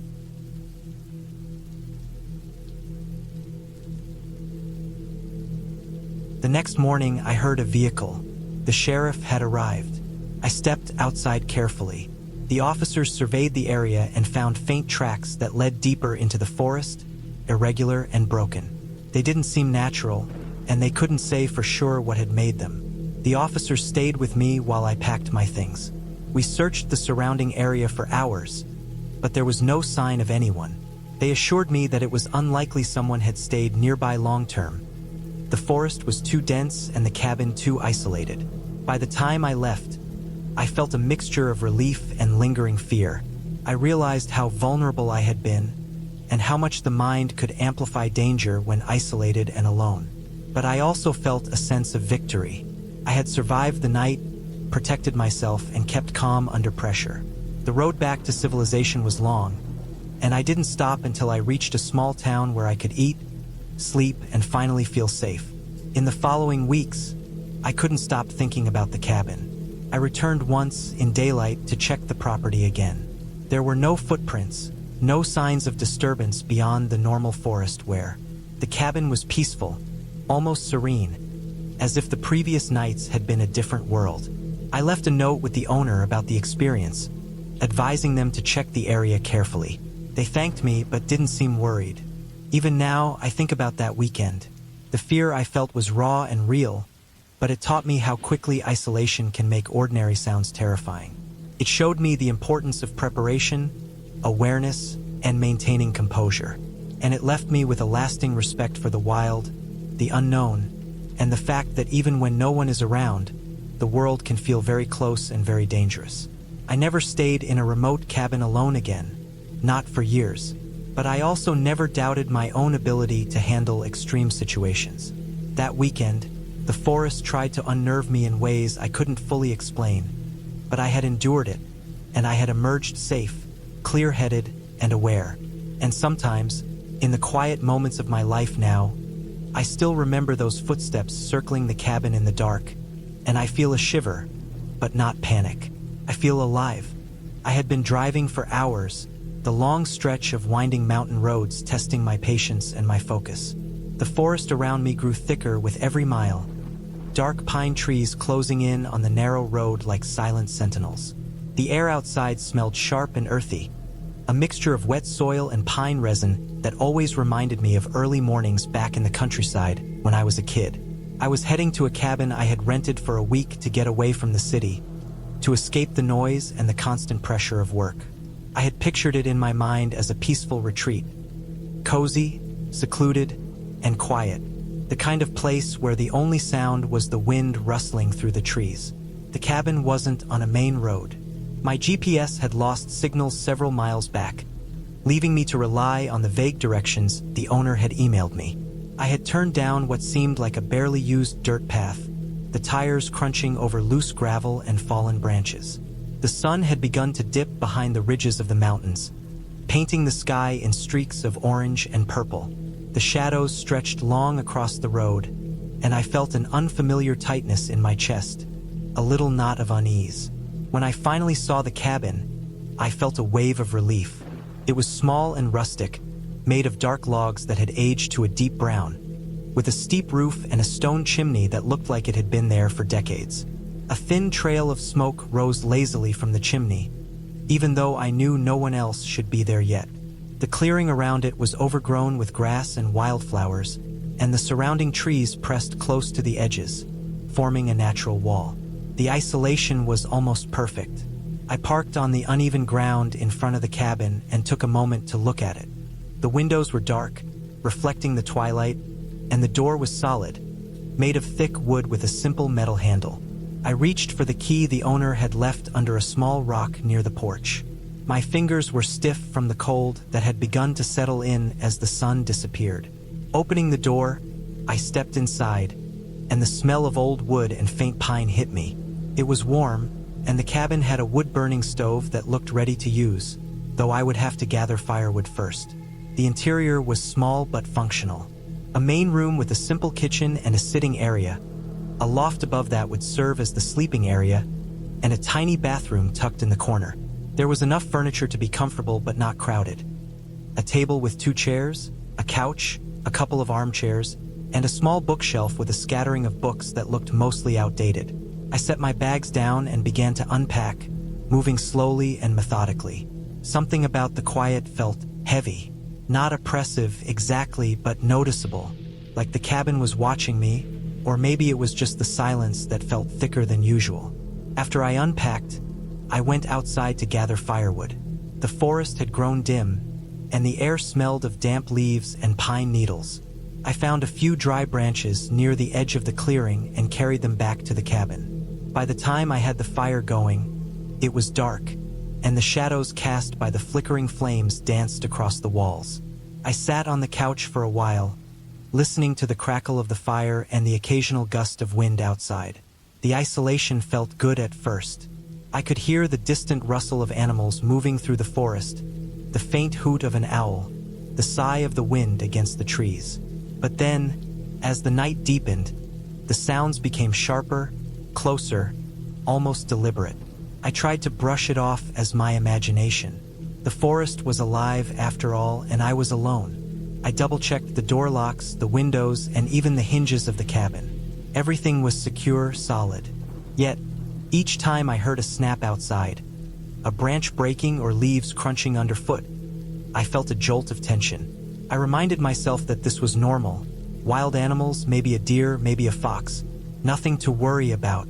I decided to make dinner and started preparing some canned soup I had brought. The cabin's kitchen was basic but sufficient. As the soup heated on the stove, I noticed a faint smell of smoke, not from my fire, but something sharper, acrid. I walked to the window and peered into the darkness. Nothing. The forest was pitch black beyond the edge of the clearing, the shadows swallowing every detail. I shook my head and went back to the stove, telling myself I was imagining things. Dinner passed uneventfully, but as I washed the dishes, I heard it. A scraping sound, low and slow, coming from outside. I froze, my hands clutching the wet sponge. It wasn't the wind, and it wasn't the animals I had heard earlier. This was deliberate. Something or someone moving near the cabin. My heart began to race. I slowly moved to the window and pulled back the curtain. The clearing was empty. My eyes adjusted to the darkness, scanning for any movement. Nothing. I tried to calm myself. I told myself it was probably a deer, maybe a branch rubbing against another branch in a way that made it sound like footsteps. I turned back toward the couch and tried to focus on the fire, on the warmth, on the feeling of safety inside the cabin. But then I heard it again, closer this time. A deliberate scraping, slow and cautious, like someone testing the ground. My stomach churned, and I realized I hadn't locked the back door. I moved to the door, my hands trembling as I bolted it shut. The scraping stopped. I waited, heart hammering, ears straining in the silence. Minutes passed. Then, faintly, I heard a voice, or what sounded like one. A soft mutter, but no words. I pressed my back against the wall, trying to convince myself I was imagining things. I spent the rest of the night sitting near the fire, a heavy cast iron skillet at my side for protection. Every shadow in the cabin seemed exaggerated, every sound outside amplified. Hours passed, each minute dragging, each sound sharpening my awareness. At some point, I must have drifted off because the next thing I knew, there was a heavy knock on the door. Not a polite tap, but a deliberate, forceful pound that rattled the wood.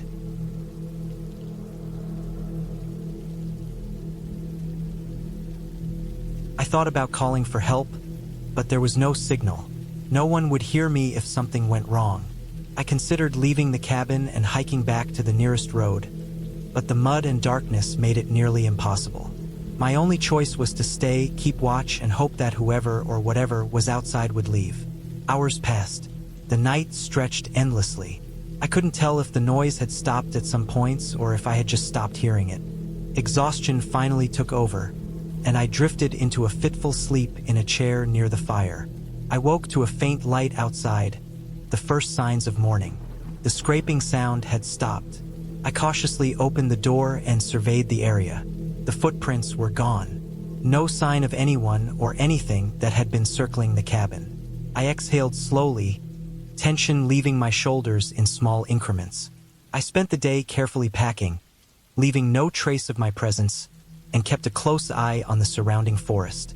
By the time I returned to my car, I had decided I would never rent a remote cabin alone again. The feeling of being watched, the uncertainty of what had been there, it stayed with me even as I drove back toward civilization.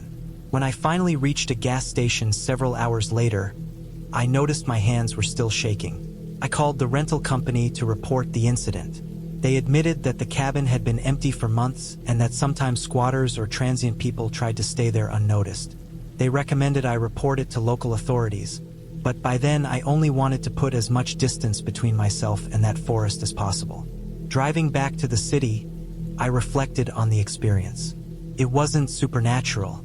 It wasn't ghosts or monsters from stories. It was real people, possibly desperate, possibly dangerous, lurking where I couldn't see them, using the isolation to their advantage. The fear came not from fantasy, but from the knowledge that someone could be out there, waiting, silent, patient. In the weeks that followed, I couldn't stop thinking about that cabin. I replayed every sound, every shadow, every moment of fear. I researched similar incidents in remote areas and realized it was more common than I wanted to believe. The woods are beautiful. They are quiet. They are peaceful. But they can also be unforgiving and full of unknowns. I learned that caution, preparation, and awareness are the only defenses. And most importantly, I learned that some places, no matter how tempting, are not meant for solo trips, at least not without proper security or company. I never returned to that cabin, and I never stayed alone in such a remote area again. The experience left a lasting impression, a reminder that real fear often comes from the simple fact that humans are unpredictable, capable, and patient, and that in isolation they can be deadly. I had been planning this trip for months. The idea was simple: leave the city behind, drive into the mountains, and spend a week alone in a small cabin I had rented. I had found it online, a tiny wooden structure perched on the side of a steep ridge, far enough from the nearest road that it promised solitude. The photos showed thick forest all around, a small creek running nearby, and a rustic yet solid-looking cabin. The price was reasonable, and the promise of quiet had been irresistible. I packed my things carefully, making sure I had enough food, water, and supplies to last the week. I carried a small first aid kit, a camping stove, flashlights with extra batteries, and a few tools just in case. The car was loaded and ready the night before I left, and I went to bed with a mix of excitement and nervous anticipation. The drive was long. As I left the city behind, the air seemed cleaner, the sky brighter, and the hum of traffic slowly faded until it was replaced by the occasional distant call of birds and the crunch of tires on gravel. The road became rougher as I climbed higher, winding through thick pine forests. Every now and then I passed an abandoned cabin or a small farmstead, and each time I felt a strange mixture of curiosity and unease. I reminded myself that being alone in the wilderness meant being alert. There was no one around to help if something went wrong, and the nearest town was at least 30 minutes away. I had taken this into account when planning supplies, but still, the thought lingered at the back of my mind. I arrived at the cabin just as the sun began to dip behind the mountains. It was smaller than I had expected. The wooden walls were dark and weathered, but sturdy. The roof was shingled and looked solid, and the chimney, though not recently used, appeared functional. The door was heavy and made a dull thud when I pushed it open. Inside, it smelled faintly of old wood and damp earth. Dust lay in corners, and a few cobwebs hung from the ceiling beams. The cabin had a single main room with a small kitchen area on one side, a wood-burning stove in the corner, and a few pieces of rough furniture scattered around. A narrow staircase led to a loft where a mattress lay on the floor. I set my things down, took a deep breath, and felt a mixture of relief and nervous tension. I had done it. I was alone. Finally, I was alone in the wilderness. The first night was strange. I had built a fire in the stove and made myself some food. The air outside had turned cold, and the sound of the creek was louder in the quiet night. Every small noise seemed amplified. The wind rattling the cabin walls, the distant snap of a branch, the soft hum of some unseen animal moving in the forest. I tried to read a book, but my eyes kept drifting to the window, to the darkness outside. Around midnight, I heard a noise that made my stomach tighten, the sound of something moving just beyond the treeline.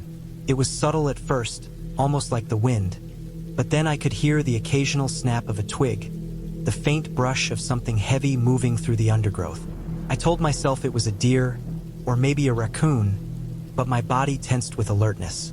I kept the fire burning and eventually fell asleep, though not deeply.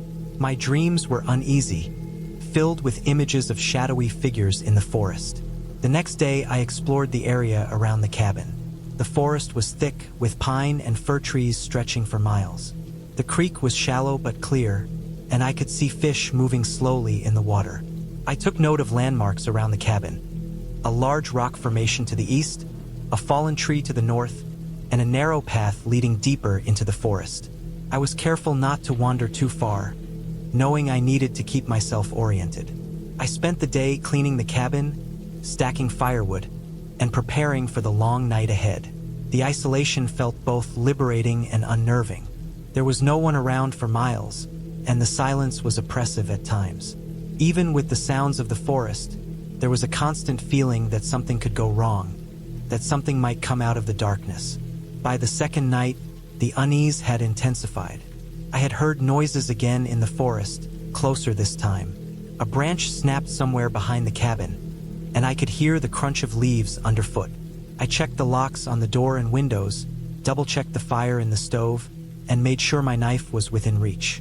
The sound of movement persisted throughout the night, sometimes near the edge of the clearing, sometimes closer, just outside the small perimeter of light cast by my fire. I tried to convince myself it was just an animal, but my mind couldn't shake the feeling that it was watching, waiting, testing the boundaries. Sleep came fitfully, in short bursts. The following morning, I decided to investigate the path leading deeper into the forest. I knew I needed to be careful. I carried a flashlight, a small hatchet, and a whistle in my pocket. The path was narrow and overgrown, but I could see footprints in the soft earth. Animal tracks at first, but then something that looked more like a boot. My pulse quickened. I stopped, looked around, and listened. The forest seemed quiet in comparison to the night, almost eerily so. I followed the tracks cautiously, keeping my eyes on the ground and the surrounding trees. The tracks led to a small clearing, where I found a campfire, long extinguished, and a few scattered items. A tattered backpack, an empty bottle, a worn-out pair of shoes.